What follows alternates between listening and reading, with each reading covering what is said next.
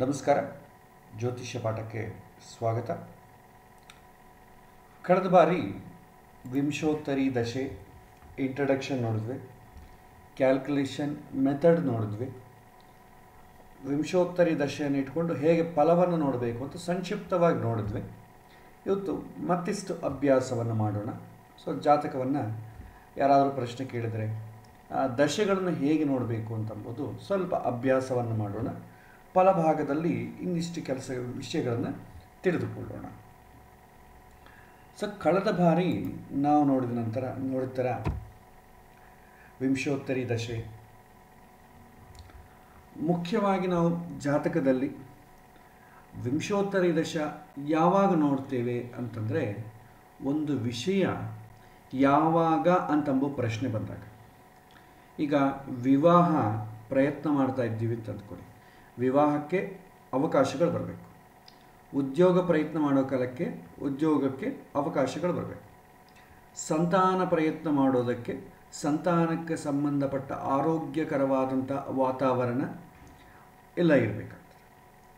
ವಿದ್ಯಾ ಸಮಯಕ್ಕೆ ವಿದ್ಯಾಕ್ಕೆ ಅವಕಾಶಗಳಿರಬೇಕು. ಇಲ್ಲಿ ಆಪರ್ಚುನಿಟಿ ಅಂತಂಬೋದೇನಿದೆ ಅದು ದಶೆ ಸೂಚನೆ ಮಾಡ್ತದೆ. ಭಗವಂತ ಎಲ್ಲರಿಗೂ ಕೂಡ ಆಪರ್ಚುನಿಟಿ ಕೊಡ್ತಾನೆ. ಯಾವಾಗ ಕೊಡ್ತಾನೆ ಅಂತಂದಾಗ ಹಿಂದಿನ ಜನ್ಮದಲ್ಲಿ ಅವರು ಏನು ಪುಣ್ಯ ಮಾಡಿದ್ದಾರೆ ಆ ಪುಣ್ಯವನ್ನು ಸೂಚನೆ ಮಾಡುವಂಥ ದಶೆ ಜಾತಕದಲ್ಲಿ ಆಕ್ಟಿವೇಟ್ ಆದಾಗ ಆವಾಗ ಅದರ ಫಲ ಬರುತ್ತೆ ಅಂತ ಹೇಳ್ತಾರೆ. ಎಲ್ಲರೂ ಪುಣ್ಯವನ್ನು ಮಾಡಿರ್ತೇವೆ, ಎಲ್ಲರೂ ಪಾಪವನ್ನು ಮಾಡಿರ್ತೇವೆ. ಆ ಪುಣ್ಯ ಪಾಪಗಳು ಯಾವ ಸಮಯದಲ್ಲಿ ಫಲ ಕೊಡ್ತವೆ, ಪುಣ್ಯ ಪಾಪಗಳು ಹೇಗಿದ್ದವೆ ಅಂತಂಬುದು ಜಾತಕದಲ್ಲಿ ನೋಡ್ತೇವೆ. ಪುಣ್ಯ ಪಾಪಗಳು ಯಾವ ಸಮಯದಲ್ಲಿ ಫಲ ಕೊಡ್ತವೆ ಅಂತಂಬುದು ಈ ಒಂದು ದಶೆಯಲ್ಲಿ ನೋಡ್ತೇವೆ. ಆ ಪುಣ್ಯ ಪಾಪಗಳು ನನಗೆ ಬಂದಾಗ, ಅವಕಾಶ ಬಂದಾಗ ಅದನ್ನು ಹೇಗೆ ನಾನು ಉಪಯೋಗ ಮಾಡಿಕೊಳ್ತೇನೆ ಅಥವಾ ರಿಯಾಕ್ಟ್ ಆಗ್ತಾನೆ ಅಂತಂಬುದು ಗೋಚಾರ ಸೂಚನೆ ಮಾಡ್ತದೆ. ಇದು ಮುಖ್ಯವಾಗಿ ತಿಳಿದುಕೊಳ್ಳಬೇಕಾದಂಥ ವಿಚಾರ. ಇಲ್ಲಿ ದಯವಿಟ್ಟು ಮಧ್ಯದಲ್ಲಿ ಅನ್ಮ್ಯೂಟ್ ಮಾಡಬೇಡಿ, ಯಾಕೆಂದರೆ ನನಗೆ ಮತ್ತೆ ಸ್ಕ್ರೀನ್ ಸ್ವಿಚ್ ಮಾಡಬೇಕಾಗತ್ತೆ, ಹಾಗೆ ಸ್ವಲ್ಪ ತೊಂದರೆ ಆಗ್ತದೆ. ಓಕೆ, ಇಲ್ಲಿ ಮುಖ್ಯವಾಗಿ ನಾವು ದಶೆಗಳನ್ನು ನೋಡುವಾಗ ಅವಕಾಶಗಳು ಬರುತ್ತಾ ಇಲ್ಲವಾ ಅಂತಂಬೋ ವಿಚಾರಕ್ಕೆ ಮಾತ್ರವೇ ದಶವನ್ನು ನೋಡಿ. ಭಾಳ ಅವಕಾಶ ಬಂದಷ್ಟು ಮಾತ್ರಕ್ಕೆ ಅದು ನಮಗೆ ಫೇವರ್ ಆಗಬೇಕು ಅಂತಿಲ್ಲ, ಅದನ್ನು ಫೇವರ್ ನಾವು ಮಾಡಿಕೊಳ್ಳಬೇಕಷ್ಟೆ. ಈಗ ಮದುವೆ ವಿವಾಹ ಮಾಡಬೇಕು ಅಂತಂದಾಗ ಸಂಬಂಧಗಳು ಬರ್ತಾ ಇರ್ತವೆ.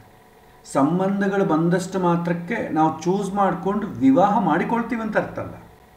ಎಷ್ಟೋ ಜನ ಸಂಬಂಧ ಬಂದಾಗ ರಿಜೆಕ್ಟ್ ಮಾಡಿದ ಸಂದರ್ಭದಲ್ಲೂ ಇದೆ, ರಿಜೆಕ್ಟ್ ಮಾಡಿ ನಮಗೆ ಮದುವೆ ಆಗ್ತಾ ಇಲ್ಲ ಅಂತಂದ ಸಂದರ್ಭಗಳು ಇದೆ. ಹಾಗಾಗಿ ಅವಕಾಶವನ್ನು ಕೊಡುವುದು ಮಾತ್ರವೇ ಭಗವಂತನ ಕರ್ತವ್ಯ. ಅನೇಕ ಥರ ಹಿಂದೆ ಕಥೆಗಳನ್ನು ಕೇಳಿರ್ತೇವೆ. ಒಬ್ಬ ಬಡ ಬ್ರಾಹ್ಮಣ ತುಂಬ ದುಡ್ಡಿಗೆ ಒದ್ದಾಡ್ತಾ ಇರ್ತಾನೆ. ಪಾಪ ಭಗವಂತ ಏನು ಮಾಡ್ತಾನೆ, ನೋಡ್ತಾನೆ. ಸರಿ, ಇವನನ್ನು ದುಡ್ಡು ಕೊಟ್ಬಿಡೋಣ ಅಂತ ಒಂದು ಚೀಲದಲ್ಲಿ ದುಡ್ಡು ಹಾಕಿ ಅವನು ಮುಂದೆ ಎಸಿತಾನೆ. ಆ ಸಮಯದಲ್ಲಿ ಅವನಿಗೇನು ಮನಸ್ಸಿಗೆ ಬರುತ್ತೆ ಅಂತಂದರೆ, ಪ್ರತಿದಿನ ನಡ್ಕೊಂಡು ಹೋಗ್ತೀವಲ್ಲ ಇದೇ ಹಾದಿಯಲ್ಲಿ, ಇವತ್ತಿನ ದಿನ ಕಣ್ಣು ಮುಚ್ಕೊಂಡು ನಡ್ಕೊಂಡು ಹೋಗೋಣ, ಆಗುತ್ತೋ ಇಲ್ವೋ ಅಂತಂದ್ಕೊಂಡು ಕಣ್ಣು ಮುಚ್ಕೊಂಡು ನಡ್ಕೊಂಡು ಹೋಗ್ತಾನೆ. ಸಕ್ಸಸ್ ಆಗ್ತಾನೆ. ಆದರೆ ಕಣ್ಣು ಮುಚ್ಕೊಂಡು ಹೋಗೋದ್ರಿಂದ ಭಗವಂತ ಕೊಟ್ಟಂಥ ಅದೃಷ್ಟವನ್ನು ಹಿಡ್ಕೊಳ್ಳಿಕ್ಕಾಗಲಿಲ್ಲ. ಹಾಗೆ ಭಗವಂತ ಎಲ್ಲರಿಗೂ ಆಪರ್ಚುನಿಟಿ ಕೊಡ್ತಾನೆ ಬೇಸ್ಡ್ ಆನ್ ದೇರ್ ಪೂರ್ವ ಪುಣ್ಯ ಇದೆಯಾ ಇಲ್ವೋ ಅಂತ ಜಾತಕದಲ್ಲಿ ಗೊತ್ತಾಗ್ತದೆ. ಅವಕಾಶ ಕೊಡೋದು ಇಲ್ಲಿ ನಮಗೆ ದಶೆಯಲ್ಲಿ ಗೊತ್ತಾಗ್ತದೆ. ದಶವನ್ನು ನೋಡಿ ನಿಮ್ಗೆ ಆಗೋಗುತ್ತೆ ಅಂತ ಹೇಳಿಕ್ಕೆ ಬರಲ್ಲ, ಅವಕಾಶ ಬರುತ್ತೆ ಅಂತ ಹೇಳ್ತೇವೆ. ಆದರೆ ಪ್ರಯತ್ನಪೂರ್ವಕವಾಗಿ ಹಿಡ್ಕೊಳ್ಬೇಕು. ಪ್ರಯತ್ನ ಇದೆಯಾ ಇಲ್ವಾ, ಯಾಕೆಂದರೆ ಅವಕಾಶ ಬರಬೇಕು, ಅವಕಾಶ ಬಂದಾಗೆ ಪ್ರಯತ್ನವೂ ಮಾಡಬೇಕು. ಇಲ್ಲಿ ಅವಕಾಶವನ್ನು ನಾವೇನಂತೀವಿ, ದೈವಾನುಗ್ರಹ ಅಂತ ಹೇಳ್ತೀವಿ. ಹಿಂದಿನ ಜನ್ಮದಲ್ಲಿ ಮಾಡಿದಂಥ ಪುಣ್ಯವನ್ನು ಭಗವಂತ ನನಗೆ ಅನುಗ್ರಹ ಮಾಡ್ತಾ ಇದ್ದಾನೆ, ದೈವಾನುಗ್ರಹ. ಮತ್ತು ಅದೇ ಸಮಯದಲ್ಲಿ ಪುರುಷ ಪ್ರಯತ್ನ ಕೂಡ ಇರಬೇಕು. ಪುರುಷ ಪ್ರಯತ್ನ ಇಲ್ಲದ್ರೆ ದೈವಾನುಗ್ರಹ ಇದ್ದು ಪ್ರಯೋಜನ ಇಲ್ಲ. ಹಾಗಾಗಿ ಪುರುಷ ಪ್ರಯತ್ನ ಬೇಕು. ಅವಕಾಶ ಬಂದಾಗ ಇವನು ಪ್ರಯತ್ನ ಮಾಡಬೇಕು. ಅವಕಾಶ ಬಂದಾಗ ಇವನು ಪ್ರಯತ್ನ ಮಾಡದೇ ಇದ್ದರು, ಅವಕಾಶ ಬರಲೇ ಇದ್ದಾಗ ಇವನು ಪ್ರಯತ್ನ ಮಾಡಿದರು, ಎರಡೂ ವ್ಯರ್ಥವೇ. ಎರಡೂ ಜೊತೆ ಜೊತೆಯಾಗೇ ಬರಬೇಕು. ದಶೆ ಏನು ಹೇಳುತ್ತೆ? ಅವಕಾಶ ಬರುತ್ತೆ ಅಂತ ಹೇಳ್ತದೆ. ಈಗ ನಾವು ಒಂದು ವಿಷಯಕ್ಕೆ ಏನೇನು ಕನ್ಸಿಡರ್ ಮಾಡಬೇಕು, ಯಾವ ಯಾವ ವಿಷಯಗಳನ್ನ ಕನ್ಸಿಡರ್ ಮಾಡಬೇಕು ಅಂತಂಬುವ ವಿಚಾರದಲ್ಲಿ ಕಳೆದ ಬಾರಿ ನೋಡಿದ್ದೇವೆ. ಸೊ ಮಹಾದಶಾಧಿಪತಿಯನ್ನು ನೋಡ್ತೇವೆ, ಅಂತರ್ದಶಾಧಿಪತಿಯನ್ನು ನೋಡ್ತೇವೆ. ಅದು ಕೂಡ ನಮಗೆ ತುಂಬ ಹೆಚ್ಚಿನ ಸಮಯ ಆಯಿತು ಅಂತಂದರೆ ಪ್ರತ್ಯಂತರ ದಶೆಯನ್ನು ನೋಡ್ತೇವೆ. ಅಂದರೆ ಮಹಾದಶೆಯಲ್ಲಾಗಲಿ, ಅಂತರ್ದಶೆಯಲ್ಲಾಗಲಿ, ಪ್ರತ್ಯಂತರ ದಶೆಯಾಗಲಿ, ಇವನು ಪೂರ್ವ ಪುಣ್ಯವನ್ನು ಸೂಚನೆ ಮಾಡುವಂಥ ಗ್ರಹ ದಶ ಆಕ್ಟಿವೇಟ್ ಆಗಿದ್ದರೆ ಅದರ ಫಲ ಅವನಿಗೆ ಸಿಗತ್ತೆ, ಇಲ್ಲದಿದ್ದರೆ ಸಿಗುವುದಿಲ್ಲ. ಅದು 3 ಸ್ಟೇಜಸ್ಸಲ್ಲಿ ನೀವು ಎಲ್ಲಿ ಬೇಕಾದರೂ ನೋಡ್ಬೋದು ಅಂತಂಬುದು ಇಲ್ಲಿ ಮುಖ್ಯವಾಗಿ ತಿಳಿಸುವಂಥ ವಿಚಾರ. ಇಲ್ಲಿ ಇನ್ನು ಸ್ವಲ್ಪ ಡೀಪಾಗಿ ನಾವು ಹೋದರೆ, ಓಕೆ, ಸಾಮಾನ್ಯವಾಗಿ ನಡೀತಾ ಇರುವಂಥ ದಶದಲ್ಲಿ ಏನೇನು ಫಲ ಬರಬಹುದು? ಸೂರ್ಯ ದಶೆ ಬರುತ್ತೆ, ಏನು ಫಲ ಬರುತ್ತೆ? ಚಂದ್ರ ದಶೆ ಬರುತ್ತೆ, ಏನು ಫಲ ಬರುತ್ತೆ? ಬ್ರಾಡ್ ಆಗಿ ಅವ್ರ ಪರ್ಟಿಕ್ಯುಲರ್ ಕ್ವಶನ್ ಏನೂ ಕೇಳದೇ ಇದ್ದರೂ ಕೂಡ ಈ ಸಮಯದಲ್ಲಿ ಏನಾಗತ್ತೆ ಅಂತ ಹೆಂಗೆ ತಿಳ್ಕೊಳ್ಬೇಕು ಅಂತಂದಾಗ, ನಮಗೆ ಪ್ರಾರಂಭದಲ್ಲಿ ನಾವು ತಿಳ್ಕೊಂಡಿದ್ದೇವೆ ಪ್ರತಿಯೊಂದು ಗ್ರಹಕ್ಕೂ ಕೂಡ 2 ಥರ ಡ್ಯೂಟಿ ಇದೆ ಅಂತ ತಿಳ್ಕೊಂಡಿದ್ದೇವೆ. ಒಂದು ಅದರ ಸಹಜ ಕಾರಕತ್ವ, ಎರಡನೇದು ಆ ಜಾತಕದಲ್ಲಿ ಆಧಿಪತ್ಯ ಕಾರಕತ್ವ. 2 ವಿಷಯಗಳನ್ನು ತಿಳಿಸ್ಕೊಂಡಿದ್ದೇವೆ. ಈಗ ಸಹಜ ಕಾರಕತ್ವ ಅಂದರೆ ಏನು? ಫಾರ್ ಎಕ್ಸಾಂಪಲ್ ಸೂರ್ಯನನ್ನು ತಗೊಂಡಿವಿ ಅಂದ್ಕೊಳ್ಳಿ. ಸೂರ್ಯ ಯಾವ ಯಾವ ವಿಷಯವನ್ನು ಸೂಚನೆ ಮಾಡ್ತಾನೆ? ಸೂರ್ಯ ತಂದೆಯನ್ನು ಸೂಚನೆ ಮಾಡ್ತಾನೆ, ಆತ್ಮಕಾರಕನ ಸೂಚನೆ ಮಾಡ್ತಾನೆ, ಮತ್ತು ಸತ್ಯವನ್ನು ಸೂಚನೆ ಮಾಡ್ತಾನೆ, ಆ ಸಮಾಜದ ಅಧಿಕಾರವನ್ನು ಸೂಚನೆ ಮಾಡ್ತಾನೆ, ಆರೋಗ್ಯವನ್ನು ಸೂಚನೆ ಮಾಡ್ತಾನೆ, ಔಷಧವನ್ನು ಸೂಚನೆ ಮಾಡ್ತಾನೆ. ಇದೆಲ್ಲ ಕೂಡ ಸೂರ್ಯ ಸೂಚನೆ ಮಾಡುವಂಥ ವಿಷಯ. ಅದೇ ಚಂದ್ರ ಏನು ಸೂಚನೆ ಮಾಡ್ತಾನೆ? ತಾಯಿಯನ್ನು ಸೂಚನೆ ಮಾಡ್ತಾನೆ, ಮನಸ್ಸನ್ನು ಸೂಚನೆ ಮಾಡ್ತಾನೆ, ಈ ಥರ ಬಹಳಷ್ಟು ವಿಷಯಗಳನ್ನು ಸೂಚನೆ ಮಾಡ್ತಾನೆ. ಹೀಗೆ ಎಲ್ಲ ಗ್ರಹಗಳು ಕೂಡ ಕೆಲವಿನ ವಿಷಯಗಳನ್ನು ಸೂಚನೆ ಮಾಡ್ತವೆ. ಇಲ್ಲಿ ಆ ಗ್ರಹಕ್ಕೆ ಸಂಬಂಧಪಟ್ಟ ದಶೆ ಬಂದಾಗ ಅವುಗಳು ಸಹಜವಾಗಿ ಏನೇನು ಸೂಚನೆ ಮಾಡ್ತವೋ ಆ ವಿಷಯಗಳನ್ನೆಲ್ಲ ಕೂಡ ಸೂಚನೆ ಇಲ್ಲಿ ನಮಗೆ ಫಲ ರೂಪದಲ್ಲಿ ಬರುತ್ತದೆ. ಸೂರ್ಯ ದಶೆ ಬಂತು ಅಂದ್ಕೊಳ್ಳಿ, ತಂದೆಗೆ ಸಂಬಂಧಪಟ್ಟ ಏನೇನು ವಿಚಾರಗಳಿರುತ್ತೆ, ಜಾತಕ ಏನು ಸೂಚನೆ ಮಾಡ್ತದೆ ಅದೆಲ್ಲ ಕೂಡ ಫಲವಾಗಿ ಬರುತ್ತೆ. ಒಟ್ಟಿಗೆ ಹೇಳಬೇಕಾದ್ರೆ ಜಾತಕದಲ್ಲಿ ಒಂದು ಗ್ರಹ ಏನು ಸೂಚನೆ ಮಾಡುತ್ತೋ ಆ ವಿಚಾರಗಳೆಲ್ಲ ಕೂಡ ಫಲವಾಗಿ ಬರ್ತದೆ. ನಾವು ಹಿಂದೆ ಜಾತಕವನ್ನು ನೋಡಿದ್ದೇವೆ. ವಿದ್ಯಾ, ಉದ್ಯೋಗ, ವಿವಾಹ, ಸಂತಾನ. ವಿದ್ಯೆ ಅನುಕೂಲ ಆಗಬೇಕಾದ್ರೆ ಏನಾಗಬೇಕು? ಚತುರ್ಥ ಸ್ಥಾನ ಚೆನ್ನಾಗಿರಬೇಕು, ಚತುರ್ಥ ಕಾರಕ ಚೆನ್ನಾಗಿರಬೇಕು, ಚತುರ್ಥಾಧಿಪತಿ ಚೆನ್ನಾಗಿರಬೇಕು.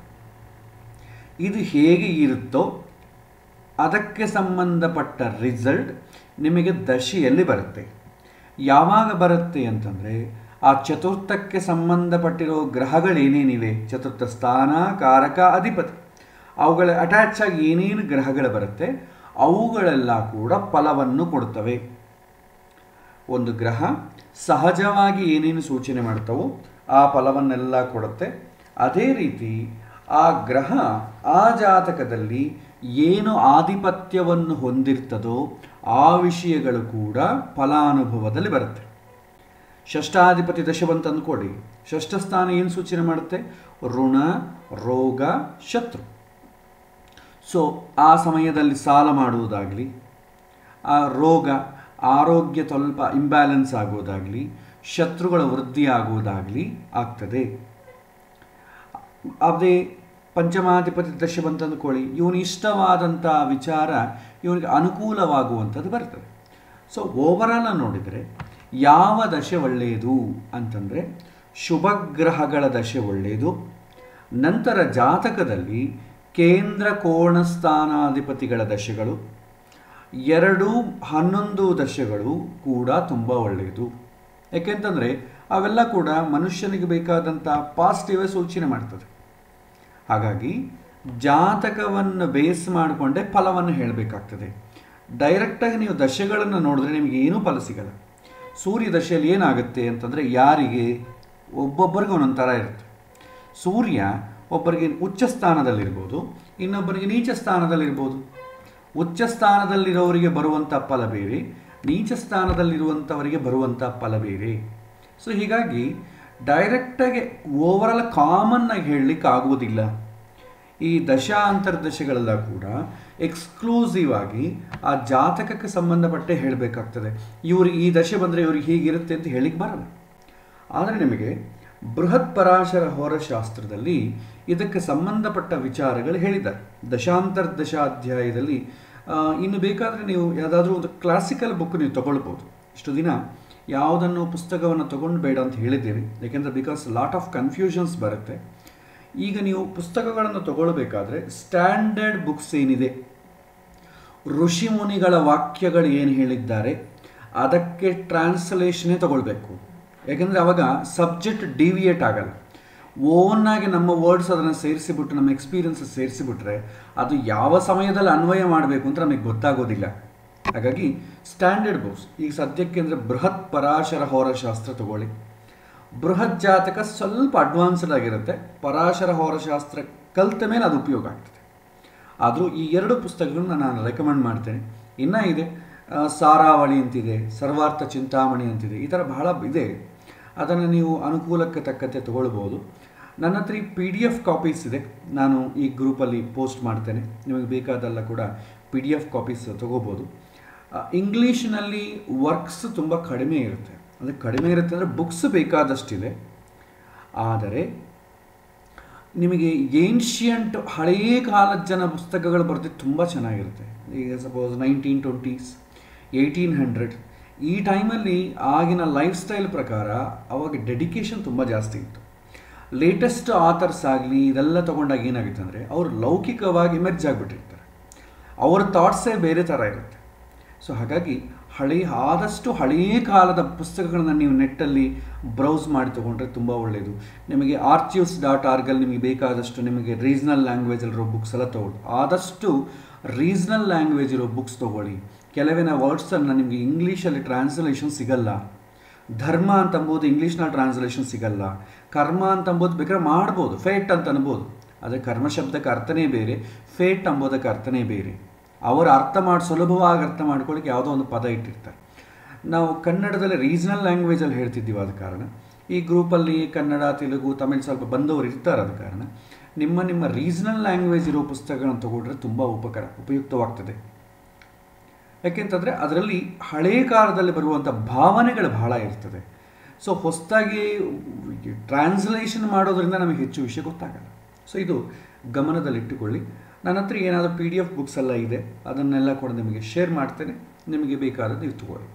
ಆದರೆ ಸ್ಟ್ಯಾಂಡರ್ಡ್ ಬುಕ್ಸ್, ಕ್ಲಾಸಿಕಲ್ ಬುಕ್ಸ್ ಬಿಟ್ಟು ಬೇರೆ ಬುಕ್ಸಿಗೆ ಹೋಗಬೇಡಿ. You will get lot of confusions. ಯಾಕೆಂದರೆ ಒಬ್ಬೊಬ್ಬರು ಒಂದೊಂದು ಒಪಿನಿಯನ್ ಹೇಳ್ತಾರೆ. ಕೆಲವೊಂದು ಜನ ಹೈಪೋಥೆಟಿಕಲ್ ವ್ಯೂ ಇರುತ್ತೆ, ಸೂಪರ್ಫಿಷಿಯಲ್ ವ್ಯೂ ಇರುತ್ತೆ. ನಿಮಗೆ ಕನ್ಫ್ಯೂಸ್ ಆಗ್ತದೆ. ಸ್ವಲ್ಪ ಎಲಿವೇಟೆಡ್ ಮೈಂಡ್ ಬರುವವರೆಗೂ, ಸ್ವಲ್ಪ ಜ್ಯೋತಿಷ್ಯದಲ್ಲಿ ಇನ್ವಾಲ್ವ್ಮೆಂಟ್ ಬರುವವರೆಗೂ ಯಾವುದು ಕರೆಕ್ಟು ಯಾವುದು ತಪ್ಪು ಅಂತ ನಿರ್ಧಾರಣೆ ಮಾಡಲಿಕ್ಕಾಗಲ್ಲ. ಯಾರಾದರೂ ಒಂದು ಹೇಳಿದ್ರೆ ಇದು ಚೆನ್ನಾಗಿದೆ ಅಂತ ಅದನ್ನೇ ಫಾಲೋ ಆಗ್ತಾ ಹೋಗ್ಬಿಡ್ತೇವೆ. ಸೊ ಈಗ ಫಾಲೋ ಆಗಬೇಕಾದ್ದು ಋಷಿ ಮುನಿಗಳು ಏನು ಹೇಳಿದ್ದಾರೆ, ಅವ್ರದ್ದು ಸ್ಟ್ಯಾಂಡರ್ಡ್ ಆಗಿರುತ್ತೆ, ಅದನ್ನು ಎಲ್ಲರೂ ಒಪ್ಪಿಕೊಂಡಿರ್ತಾರೆ. ಸೊ ಹಾಗಾಗಿ ಅದನ್ನೇ ನಾವು ಫಾಲೋ ಆಗಬೇಕಾಗಿ ಬರುತ್ತೆ. ನಿಮಗೆ ಈ ಸ್ಟ್ಯಾಂಡರ್ಡ್ ಬುಕ್ಸಲ್ಲಿ ಏನು ಹೇಳ್ತಾರೆ, ಆ ಗ್ರಹದ ದಶೆ ಹೇಗಿರುತ್ತೆ ಅಂತ ಹೇಳ್ತಾರೆ. ನಿಮಗೆ ಬೃಹತ್ ಪರಾಶರ ಹೋರಶಾಸ್ತ್ರದಲ್ಲಿ ನೋಡಿದರೆ ರವಿ ಮಹಾದಶೆ ಹೇಗಿರುತ್ತೆ, ಚಂದ್ರ ಮಹಾದಶೆ ಹೇಗಿರುತ್ತೆ, ಈ ಥರ ಶ್ಲೋಕಪೂರ್ವಕವಾಗಿ ಟ್ರಾನ್ಸ್ಲೇಷನ್ ಕೂಡ ಕೊಟ್ಟಿರ್ತಾರೆ. ಅದರಲ್ಲಿ ಎಲ್ಲವನ್ನೂ ಬೈಹಾಟ್ ಮಾಡಲಿಕ್ಕೆ ಆಗೋದಿಲ್ಲ. ಆದರೆ ಲಾಜಿಕ್ಕನ್ನು ತಿಳ್ಕೊಳ್ಳಿಕ್ಕೆ ನೀವು ಬಳಸಬಹುದು. ಸಪೋಸ್ ಸೂರ್ಯ ದಶೆ ಹೇಗಿರುತ್ತೆ, ಸೂರ್ಯನ ಮಹಾದಶೆ ಹೇಗಿರುತ್ತೆ ಅಂತಂದಾಗ ನಾನು ಈ ಕ್ಲಾಸಿಕಲ್ ಬುಕ್ ಇರೋದು ಕೆಲವಿನ ಟೆಕ್ಸ್ಟನ್ನು ಓದ್ತೇನೆ. ಅದರಲ್ಲಿ ಲಾಜಿಕ್ ಹೇಗೆ ಹುಡುಕಬೇಕು ಅಂತ ಕೂಡ ನಿಮಗೆ ಹೇಳಿಕೊಡ್ತೇನೆ. ಈಗ ಸಪೋಸ್ ಸೂರ್ಯ ಮಹಾದಶೆ ಹೇಗಿರುತ್ತೆ ಅಂತ ನೋಡೋಣ. ಸೊ ಜನ್ಮಕಾಲದಲ್ಲಿ ಹುಟ್ಟಿದ ಜಾತಕದಲ್ಲಿ ಸೂರ್ಯ ಮೂಲ ತ್ರಿಕೋಣ ಸ್ಥಾನದಲ್ಲಾಗಲಿ, ಉಚ್ಚ ಸ್ಥಾನದಲ್ಲಾಗಲಿ, ಸ್ವಕ್ಷೇತ್ರದಲ್ಲಾಗಲಿ, ಕೇಂದ್ರ ಕೋಣ ಸ್ಥಾನಗಳಲ್ಲಾಗಲಿ, ಲಾಭ ಸ್ಥಾನಗಳಲ್ಲಾಗಲಿ ಇದ್ದರೆ ಅರ್ಥ ಮಾಡಿಕೊಳ್ಳಿ. ಸೊ ಈ ಒಂದು ವೇಳೆ ಜಾತಕದಲ್ಲಿ ಸೂರ್ಯ ಬಲವಾಗಿದ್ದರೆ ಅಂತ ಅರ್ಥ, ಬಲವಾಗಿದ್ದು ಶುಭವಾಗಿರಬೇಕು. ಉಚ್ಚಸ್ಥಿತಿ, ಸ್ವಕ್ಷೇತ್ರ, ಮೂಲ ತ್ರಿಕೋಣ ಇದೆಲ್ಲ ಕೂಡ ಬಲ. ಕೇಂದ್ರ ಕೋಣ ಸ್ಥಾನಗಳೇನು ಸೂಚನೆ ಮಾಡುತ್ತದೆ? ಪುಣ್ಯವನ್ನು ಸೂಚನೆ ಮಾಡ್ತದೆ. ಈ ಥರ ಸ್ಥಿತಿಯಲ್ಲಿ ಜಾತಕದಲ್ಲಿ ಸೂರ್ಯ ಇದ್ದರೆ, ಆ ಸೂರ್ಯಗೆ ಸಂಬಂಧಪಟ್ಟ ಟರ್ನ್ ಬಂದಾಗ, ದಶೆ ಬಂದಾಗ ಏನಾಗ್ತದೆ ಅಂತಂದರೆ, ಮತ್ತು ಇದರ ಜೊತೆ ಸೂರ್ಯ ಶುಭ ಗ್ರಹಗಳ ಜೊತೆಯಾಗಲಿ, ಶುಭ ಸ್ಥಾನಗಳಲ್ಲಿ ಮತ್ತು ನವಮ ದಶಮಾಧಿಪತಿಗಳ ಜೊತೆ ಕಲ್ತಿದ್ದರೆ, ರವಿ ಇನ್ನು ನವಾಂಶದಲ್ಲಿ ಕೂಡ ಅವನ ವರ್ಗಗಳಲ್ಲಿ ಬಲಿಷ್ಠವಾಗಿ ಇದ್ದರೆ, ಆ ಸಮಯದಲ್ಲಿ ಏನಾಗ್ತದೆ? ತನ್ನ ದಶಾಕಾಲದಲ್ಲಿ ಧನಲಾಭ ಉಂಟಾಗ್ತದೆ, ಸುಖ ಬರ್ತದೆ, ರಾಜ ಸನ್ಮಾನ ಮೊದಲಾದಂಥ ಅನುಕೂಲಗಳಾಗ್ತವೆ. ಸೊ ಒಂದು ವೇಳೆ ಸೂರ್ಯನಿಗೆ ಜಾತಕದಲ್ಲಿ ಧನಸ್ಥಾನಾಧಿಪತಿಯ ಸಂಬಂಧ ಬಂದರೆ ಗಜದೈಶ್ವರ್ಯ ಮುಂತಾದ ಬರ್ತದೆ. ಸೊ ಗಜ ಐಶ್ವರ್ಯ ಅಂದರೆ ಹಿಂದಿನ ಕಾಲದಲ್ಲಿ ಗಜ ಐಶ್ವರ್ಯ ಅಂತಂದರೆ ಇವತ್ತಿನ ದಿನ ಒಂದು ಬೆಂಚ್ ಕಾರುಗಳು ಒಂದು 10 ಇದ್ದರೆ ಹೇಗೋ ಅವತ್ತಿನ ದಿನ ಹೇಗೆ 10. ಅಂದರೆ ಐಶ್ವರ್ಯವನ್ನು ಮೆಷರ್ ಮಾಡಲಿಕ್ಕೆ ಅದನ್ನು ಹೆಸರು ಹೇಳ್ತಾರೆ. ನಿಜವಾಗಿಯೂ ಆನೆಗಳಿದ್ದರೆ ಇಲ್ಲ, ಆನೆಗಳು ಯಾರು ಇಟ್ಕೊಳ್ತಿದ್ರು ಅಂದರೆ ಶ್ರೀಮಂತರು ಇಟ್ಕೊಳ್ತಿದ್ದಾರೆ ಅಷ್ಟೇ. ಅಂದರೆ ಶ್ರೀಮಂತಿಗೆ ಬರುತ್ತೆ ಅಂತ ಇಂಡೈರೆಕ್ಟಾಗಿ ತುಂಬಲಿಕ್ಕೆ ಹೇಳ್ತಾರೆ. ವಾಹನಾಧಿಪತಿ, ಅದೇ ಜಾತಕದಲ್ಲಿ ಸೂರ್ಯನಿಗೆ ವಾಹನಾಧಿಪತಿಯ ಸಂಬಂಧ ಇದ್ದರೆ, ಅಂದರೆ ಚತುರ್ಥ ಸ್ಥಾನ ಸಂಬಂಧ ಇದ್ದರೆ ವಾಹನತ್ರಯ ಆಗ್ತದೆ. ಸೊ ವಾಹನಗಳು ಬೇಕಾದಷ್ಟು ಸಿಗ್ತದೆ, ರಾಜಾಭಿಮಾನ, ಧನಿಕನಾಗ್ತಾನೆ, ಆಮೇಲೆ ಸೇನಾಪತಿ, ಸುಖಿ ಮತ್ತು ವಸ್ತ್ರಗಳ ಸಂಪನ್ನನಾಗ್ತಾನೆ. ಇದು ಈ ಸೂರ್ಯನ ಫಲ ಹೇಳ್ತಾರೆ. ಇಲ್ಲಿ ಲಾಜಿಕ್ ಅರ್ಥ ಮಾಡ್ಕೊಳ್ಳಿ. ಸೂರ್ಯನ ಕಾರಕತ್ವಗಳು ಏನೇನು ಹೇಳಿದ್ದೇವೆ ಅವುಗಳೆಲ್ಲ ಬರ್ತದೆ ಇಲ್ಲಿ. ಈಗ ಸಪೋಸ್ ಸೂರ್ಯ ಜಾತಕದಲ್ಲಿ ಉಚ್ಚ ಸ್ಥಾನದಲ್ಲಿದ್ದಾನೆ ಅಂತಂದ್ರೆ ಅರ್ಥ ಏನು? ಸೂರ್ಯನಿಗೆ ಬಲ ಜಾಸ್ತಿ ಇದೆ ಅಂತ ಅರ್ಥ. ಅಂದರೆ ಸೂರ್ಯನ ಕಾರಕತ್ವಗಳು ಏನೇನಿವೆ ಅವೆಲ್ಲ ಕೂಡ ಬಲಿಷ್ಠವಾಗಿರ್ತವೆ ಅಂತ ಅರ್ಥ. ಸೂರ್ಯ ಕೇಂದ್ರ ಕೋಣ ಸ್ಥಾನಗಳಲ್ಲಿದ್ದ ಅಂತ ಅಂದ್ಕೊಳ್ಳಿ. ಹಿಂದಿನ ಜನ್ಮದಲ್ಲಿ ಪುಣ್ಯ ಮಾಡಿದ್ದಾನೆ. ಯಾವ ವಿಷಯಕ್ಕೆ? ಸೂರ್ಯ ತೋರಿಸುವಂಥ ಕಾರಕತ್ವಗಳು ಏನೇನಿದೆ ಆ ವಿಷಯಗಳಲ್ಲೆಲ್ಲ ಕೂಡ ತುಂಬ ಪುಣ್ಯ ಮಾಡ್ಕೊಂಡಿದ್ದಾನೆ ಅಂತ ಅರ್ಥ. ಅದೇ ಸೂರ್ಯ ಶುಭ ಗ್ರಹಗಳ ಜೊತೆ ಸಂಬಂಧ ಬಂತ ಅಂದ್ಕೊಳ್ಳಿ. ಹಿಂದಿನ ಜನ್ಮದಲ್ಲಿ 4 ಜನಕ್ಕೆ ಒಳ್ಳೇದು ಮಾಡಿದ್ದಾನೆ. ಇವನೊಬ್ಬನೇ ಒಳ್ಳೇದಾಗಿರೋದಲ್ಲ, 4 ಜನಕ್ಕೆ ಒಳ್ಳೇದು ಮಾಡಿದ್ದಾನೆ. ಯಾರು ಒಂದು 10 ಜನಕ್ಕೆ ಒಳ್ಳೆಯದು ಸಹಾಯ ಸಹಕಾರಗಳನ್ನು ಮಾಡ್ತಾರೆ ಅವರು ಮತ್ತೆ ಮುಂದೆ ಬರುವಂಥ ಜನ್ಮದಲ್ಲಿ ಶುಭ ಗ್ರಹಗಳು ಆ ವಿಷಯಕ್ಕೆ ಸಂಬಂಧ ಇರುವಂಗೆ ಹುಡ್ತಾರೆ. ಯಾಕೆಂದರೆ ಪುಣ್ಯ ಸೂಚನೆ ಮಾಡಬೇಕಲ್ವ. ಈ ಜನ್ಮದಲ್ಲಿ ನಾನು ಪುಣ್ಯ ಮಾಡಿದ್ದೇನೆ ಅಂತಂದರೆ ಬರೋ ಜನ್ಮದಲ್ಲಿ ಅದು ಇಂಡಿಕೇಟ್ ಮಾಡಬೇಕು. ಸೊ ಶುಭ ಗ್ರಹಗಳ ದೃಷ್ಟಿ ಇದೆ ಅಂತಂದರೆ ಹಿಂದಿನ ಜನ್ಮದಲ್ಲಿ ನಾವು ಆ ವಿಷಯದಲ್ಲಿ ಪುಣ್ಯವನ್ನು ಇನ್ನೊಬ್ಬರಿಗೆ ಸಹಾಯವನ್ನು ಮಾಡಿರ್ತೇವೆ ಅಂತ ಸೂಚನೆ. ಸೊ ಮತ್ತೆ ಇದೇ ಸೂರ್ಯ ಚತುರ್ಥಾಧಿಪತಿ ಸಂಬಂಧ ಇದ್ದರೆ, ಅಂದರೆ ಚತುರ್ಥ ಸ್ಥಾನದಲ್ಲಿ ಇರೋದಾಗಲಿ, ಒಂದೊಂದು ಗ್ರಹ ಒಂದೊಂದು ಮನೆಗೆ ಇರೋದಕ್ಕೆ ಸಿಗ್ನಿಫಿಕೆನ್ಸ್ ಇದೆ. ಅದನ್ನು ನಾವು ಡಿಕೋಡಿಂಗ್ ಮಾಡ್ಬೋದು. ಸೂರ್ಯ 4ನೇ ಮನೆಗಿದ್ದ ಅಂತ ಅಂದ್ಕೊಳ್ಳಿ, ಅಥವಾ 4ನೇ ಮನೆ ಅಧಿಪತಿ ಜೊತೆಗಿದ್ದ, ಶುಕ್ರನ ಜೊತೆಗಿದ್ದ ಅಂತಂದರೆ ವಾಹನ ಸ್ಥಾನ, ವಾಹನಕಾರಕ. 4ನೇ ಮನೆ ಅಂದರೆ ಕೇವಲ ವಾಹನ ಒಂದೇ ಅಲ್ಲ, 4ನೇ ಮನೆ ಬಾಗಿಲು ಎಲ್ಲ ಬರುತ್ತೆ. ಅಂದರೆ ಸೂರ್ಯಗೆ 4ನೇ ಮನೆಗೆ ಸಂಬಂಧಪಟ್ಟ ವಿಚಾರಗಳಿಗೆ ಸಂಬಂಧ ಬಂದರೆ ಆ ಸೂರ್ಯ ದಶೆಯಲ್ಲಿ ಈ ವಸ್ತು, ಧನ ಕನಕ ವಸ್ತು ವಾಹನಾದಿಗಳೆಲ್ಲ ಬರುತ್ತೆ. ಅದೇ ಸೂರ್ಯ 6ನೇ ಮನೆಗಿದ್ದ ಅಂತ ಅಂದ್ಕೊಳ್ಳೋಣ. 6ನೇ ಮನೆ ಏನು ಸೂಚನೆ ಮಾಡುತ್ತೆ? ಋಣ, ರೋಗ, ಶತ್ರು. ಸೊ ಸೂರ್ಯ ಏನು? ಅಧಿಕಾರ. ಹಾಗಾಗಿ ಸೂರ್ಯ 6ನೇ ಮನೆಗಿದ್ದಾಗ ಅವನ ದಶೆಯಲ್ಲಿ ಸೂರ್ಯನ ಕಾರಕತ್ವಗಳು ಮತ್ತು 6ನೇ ಮನೆ ಕಾರಕತ್ವಗಳು ಎಲ್ಲ ಜೊತೆಯಾಗಿ ಬರ್ತದೆ. ಸೂರ್ಯ ಏನು? ಅಧಿಕಾರ. 6ನೇ ಮನೆ ಏನು? ಶತ್ರು.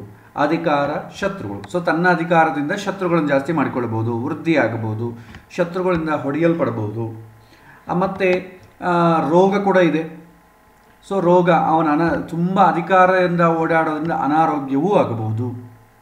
ಸೊ ಹೀಗೆ ಆ ಮನೆಗೆ ಆ ಗ್ರಹಗಳ ಸೂಚನೆ ಮಾಡೋ ವಿಷಯಕ್ಕೆ ಲಿಂಕ್ ಹಾಕಿ ಅನಲೈಸ್ ಮಾಡಬೇಕು.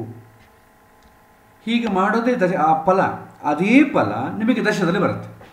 ಅಂದರೆ ಓವರಾಲ್ ಹೇಳಬೇಕಾದ್ರೆ ಸೂರ್ಯನಿಗೆ ಯಾವ ಯಾವ ಗ್ರಹಗಳು, ಯಾವ ಯಾವ ಮನೆಗಳು ಏನು ದೃಷ್ಟಿ ಸಂಬಂಧಗಳು ಬರುತ್ತೋ ಆ ವಿಷಯಗಳೆಲ್ಲ ಕೂಡ ಅವನ ದಶೆಯಲ್ಲಿ ಫಲವಾಗಿ ಸಿಗ್ತದೆ.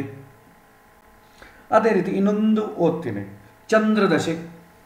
ಸೊ ಚಂದ್ರದಶೆ, ಸೂರ್ಯದಶೆಯಲ್ಲಿ ಇನ್ನು ಸ್ವಲ್ಪ ಎಕ್ಸ್ಟೆನ್ಷನ್ ಹೇಳ್ತೇನೆ.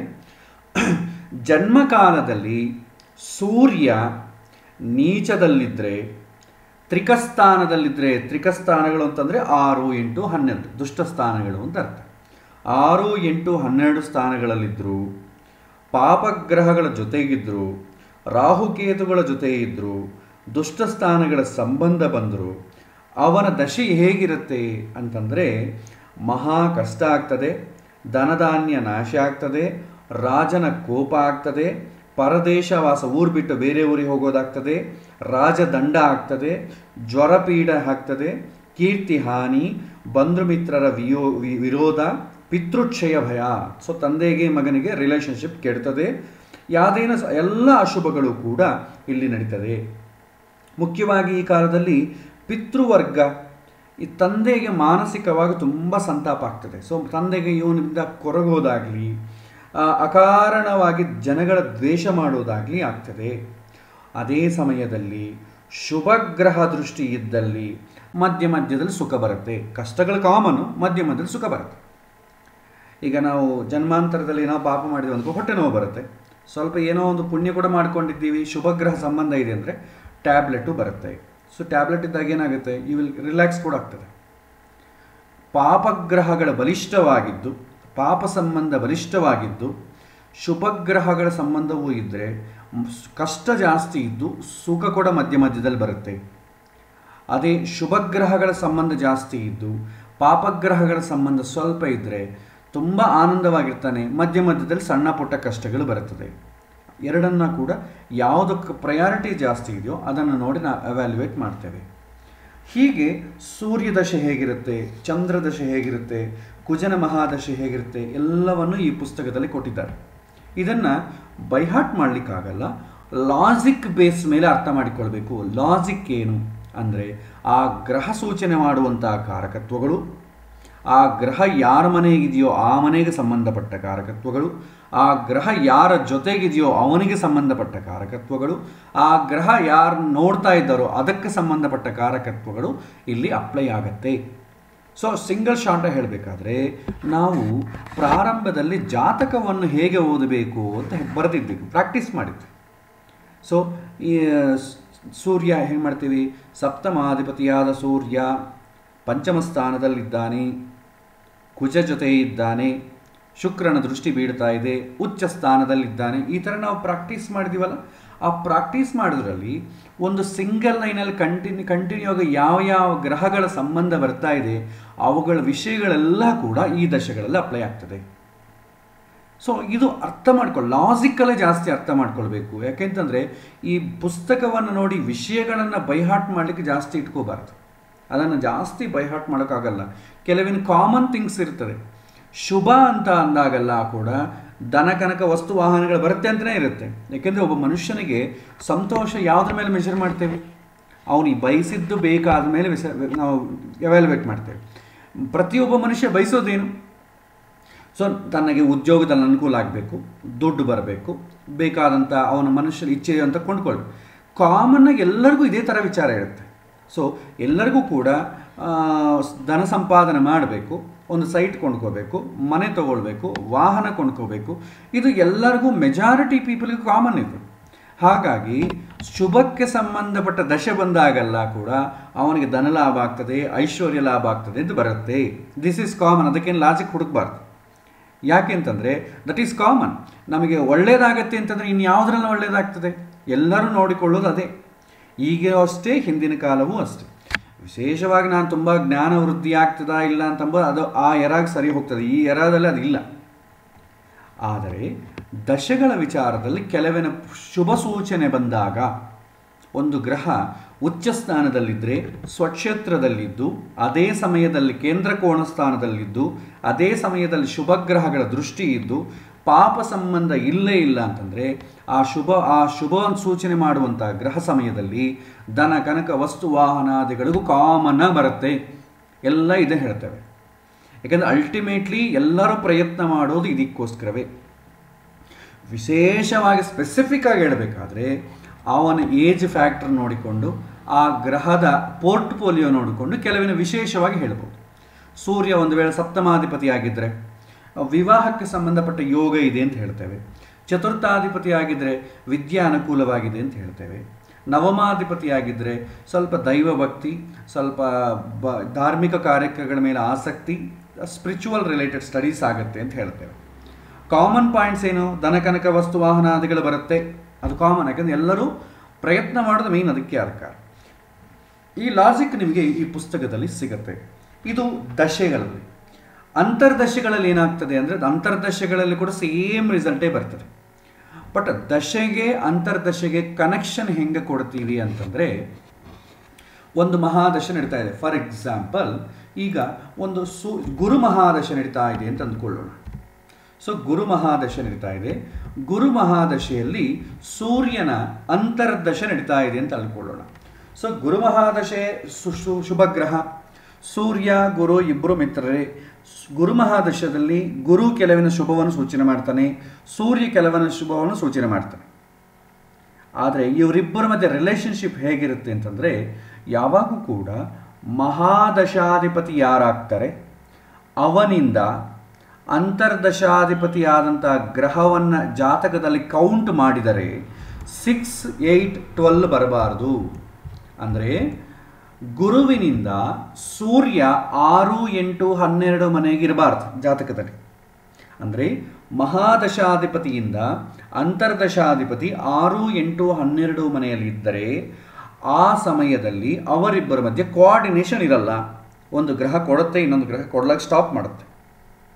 ಮೇಯ್ನ್ ರೂಲ್ ಇದನ್ನ ಇಟ್ಕೊಳ್ಳಿ. ಇನ್ನೂ ಭಾಳಷ್ಟಿದೆ, ಬಟ್ ಅಡ್ವಾನ್ಸ್ಡಾಗಿ ಹೋದಾಗ ಅರ್ಥ ಆಗ್ತದೆ. ಈಗ ಪ್ರಾರಂಭದಲ್ಲಿ ಅಷ್ಟು ಡೀಪಾಗಿ ಹೋಗೋದು ಬೇಡ. ಸಿಂಪಲಾಗಿ ನೀವು ಅರ್ಥ ಮಾಡ್ಕೊಳ್ಬೇಕಾದ್ರೆ ದಶೆಗೂ ಅಂತರ್ದಶೆಗೂ ಅಥವಾ ಪ್ರತ್ಯಂತರ್ದಶೆಗೂ ರಿಲೇಷನ್ಶಿಪ್ ಹೇಗೆ ನೋಡ್ತೀವಿ ಅಂತಂದರೆ, ಮಹಾದಶಾಧಿಪತಿಯಿಂದ ಅಂತರ್ದಶಾಧಿಪತಿ ಕೇಂದ್ರ ಕೋಣ ಸ್ಥಾನಗಳಲ್ಲಾಗಲಿ ಅಥವಾ ಸಿಂಪಲಾಗಿ 6, 8, 12 ಮನೆಗಳಲ್ಲಿ ಇಲ್ಲದೇ ಇದ್ದರೆ ಆ ಇಬ್ಬರ ದಶ ಕೂಡ ಇವನಿಗೆ ಅನುಕೂಲವಾಗಿರುತ್ತೆ, ಇಲ್ಲದ್ರೆ ಆಡ್ವರ್ಸ್ ಆಗಿರುತ್ತೆ. ಒಂದು ಅನುಕೂಲ ಒಂದು ಪ್ರತಿಕೂಲ ಆಗ್ತದೆ. ಹಾಗಾಗಿ ಇದೊಂದು ವಿಷಯ ಮಾತ್ರ ನೆನ್ಪಿಟ್ಕೊಳ್ಳಿ. ಓಕೆ, ಈಗ ಇಷ್ಟೆಲ್ಲ ನಾವು ಹೇಳಿದ್ವಿ, ಥಿಯರಿಟಿಕಲ್ ಕಾನ್ಸೆಪ್ಟ್ ಹೇಳಿದ್ವಿ. ಈಗ ಪ್ರಾಕ್ಟಿಕಲಿ ಹೋಗೋಣ. ಪ್ರಾಕ್ಟಿಕಲಿ ಒಂದು ಜಾತಕವನ್ನು ನೋಡಿದರೆ ನಮಗೆ ಇದರ ಬಗ್ಗೆ ಉತ್ತರ ಗೊತ್ತಾಗ್ತದೆ. ನೋಡೋಣ. ಸೊ ಒಂದು ಜಾತಕವನ್ನು ತಗೊಳ್ಳೋಣ. ಸೊ ಜಗನ್ನಾಥ ಹೋರ ನಾನು ಇದರಲ್ಲಿ ಎಕ್ಸ್ಪ್ಲೈನ್ ಮಾಡ್ತೇನೆ. ಎಲ್ಲರಲ್ಲಿ ಕೂಡ ಇದು ಫ್ರೀ ಸಾಫ್ಟ್ವೇರ್, ಆದ ಕಾರಣ ಎಲ್ಲರೂ ಇದನ್ನು ಪಡೀಬೋದು. ಸಾಧ್ಯವಾದಷ್ಟು ದಶೆಗಳು ಇದೆಲ್ಲ ಕೂಡ ಸ್ವಲ್ಪ ನಿಮ್ಮ ಮನೆಯಲ್ಲಿ ಕಂಪ್ಯೂಟರ್ ಇದ್ದರೆ ತುಂಬ ಸುಲಭ ಆಗ್ತದೆ. ಸೆಲ್ಫೋನಲ್ಲಿ ಮಾಡ್ಬೋದು. ಸ್ಕ್ರೀನ್ಸು ಚೇಂಜ್ ಮಾಡ್ತಾ ಇರಬೇಕು. ಸೊ ಜಾತಕ ಚಕ್ರಕ್ಕೆ ಬರಬೇಕು, ಮತ್ತು ದಶೆಗಳನ್ನ ನೋಡಬೇಕು, ಮತ್ತು ಚಕ್ರಕ್ಕೆ ಬರಬೇಕು, ಮತ್ತು ದಶೆಗಳನ್ನು ನೋಡಬೇಕು.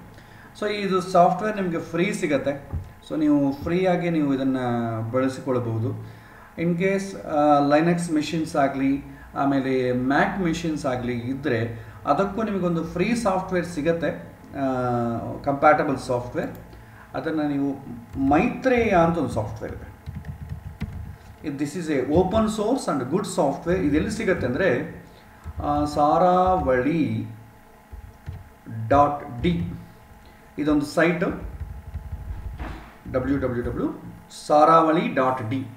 ಇದರಲ್ಲಿ ಈ ವೆಬ್ಸೈಟಿಗೆ ಹೋದರೆ ನಿಮಗೆ ಮೈತ್ರೇಯ ಅಂತಂಬೋ ಸಾಫ್ಟ್ವೇರ್ ಲೈನಕ್ಸ್ ಮ್ಯಾಕ್ ಎಲ್ಲದಕ್ಕೂ ವಿಂಡೋಸ್ ಕಂಪ್ಯಾಟಬಲ್ ಇರೋದು ಕೂಡ ಸಿಗುತ್ತೆ. ಬಟ್ ವಿಂಡೋಸ್ ಮೆಷಿನ್ಸ್ ಇರೋರಿಗೆ ಈ Jagannath ಫೋರ is the best option. ಲೈನಕ್ಸಲ್ಲಿ ಕೂಡ ನೀವು ಇದಕ್ಕೆ ಇನ್ಸ್ಟಾಲ್ ಮಾಡ್ಕೊಳ್ಬೋದು. ಕ್ರಾಸ್ ಓವರ್ ಅಂತೇಳಿ ನಿಮಗೆ ಅಪ್ಲಿಕೇಶನ್ ಸಿಗ್ತದೆ. ವೈನ್ ಅಂತೇಳಿ ಕ್ರಾಸ್ ಓವರ್ ಆಗಲಿ ಅಥವಾ ಪ್ಯಾರಲಲ್ಸ್ ಅಂತೇಳಿ ಸಿಗುತ್ತೆ. You can install all Windows softwares in other machines. So ಇದನ್ನು ಯಾರನ್ನು ಸ್ವಲ್ಪ ಎಕ್ಸ್ಪರ್ಟ್ಸ್ ಇದ್ದರೆ ಮಾಡ್ಬೋದು. ಇಲ್ಲ ಗೊತ್ತಾಗಲಿಲ್ಲ ಅಂತಂದರೆ, ನಮಗೆ ಅಷ್ಟು ಐಡಿಯಾ ಇಲ್ಲ ಅಂದರೆ ಮೈತ್ರೇಯ ಅಂತ ಸಾಫ್ಟ್ವೇರ್ ಇದೆ. This is also well good software. ಕಲಿಯೋದಕ್ಕೆ ತೊಂದರೆ ಇಲ್ಲ, ಬಟ್ ಎಲ್ಲ ಒಂದೇ ಕಡೆ ನಿಮಗಿರುತ್ತೆ. ಸೊ ಸಾಫ್ಟ್ವೇರ್ ವಿಚಾರದಲ್ಲಿ ನೀವೇನಾದರೂ ಡೌಟ್ ಬಂದರೂ ಕೂಡ ನೀವು ಪರ್ಸ್ನಲಾಗಿ ಮೆಸೇಜ್ ಮಾಡಿ ನೀವು ಕೇಳಿದ್ರೆ ನಾನು ಹೇಳ್ತೇನೆ. ಸೆಟಪ್ ಮಾಡಿಕೊಡ್ಬೇಕಾದ್ರೆ ನಿಮ್ಮ ಟೀಮ್ ವ್ಯೂವರ್ ಥರ ಏನಾದರೂ ಕೊಟ್ಟರೆ ನಾನು ನಿಮಗೆ ಏನಾದರೂ ತೊಂದರೆ ಇದ್ದರೆ ನಾನು ಸೆಟಪ್ ಮಾಡಿಕೊಡ್ತೇನೆ. ಮತ್ತೆ ಪ್ರಾಕ್ಟಿಕಲಿ ನೋಡೋಣ. ಈಗ ಒಂದು ಜಾತಕವನ್ನು ತಗೊಳ್ಳೋಣ. ಒಂದು ಜಾತಕವನ್ನು ಹಾಕ್ತೇನೆ.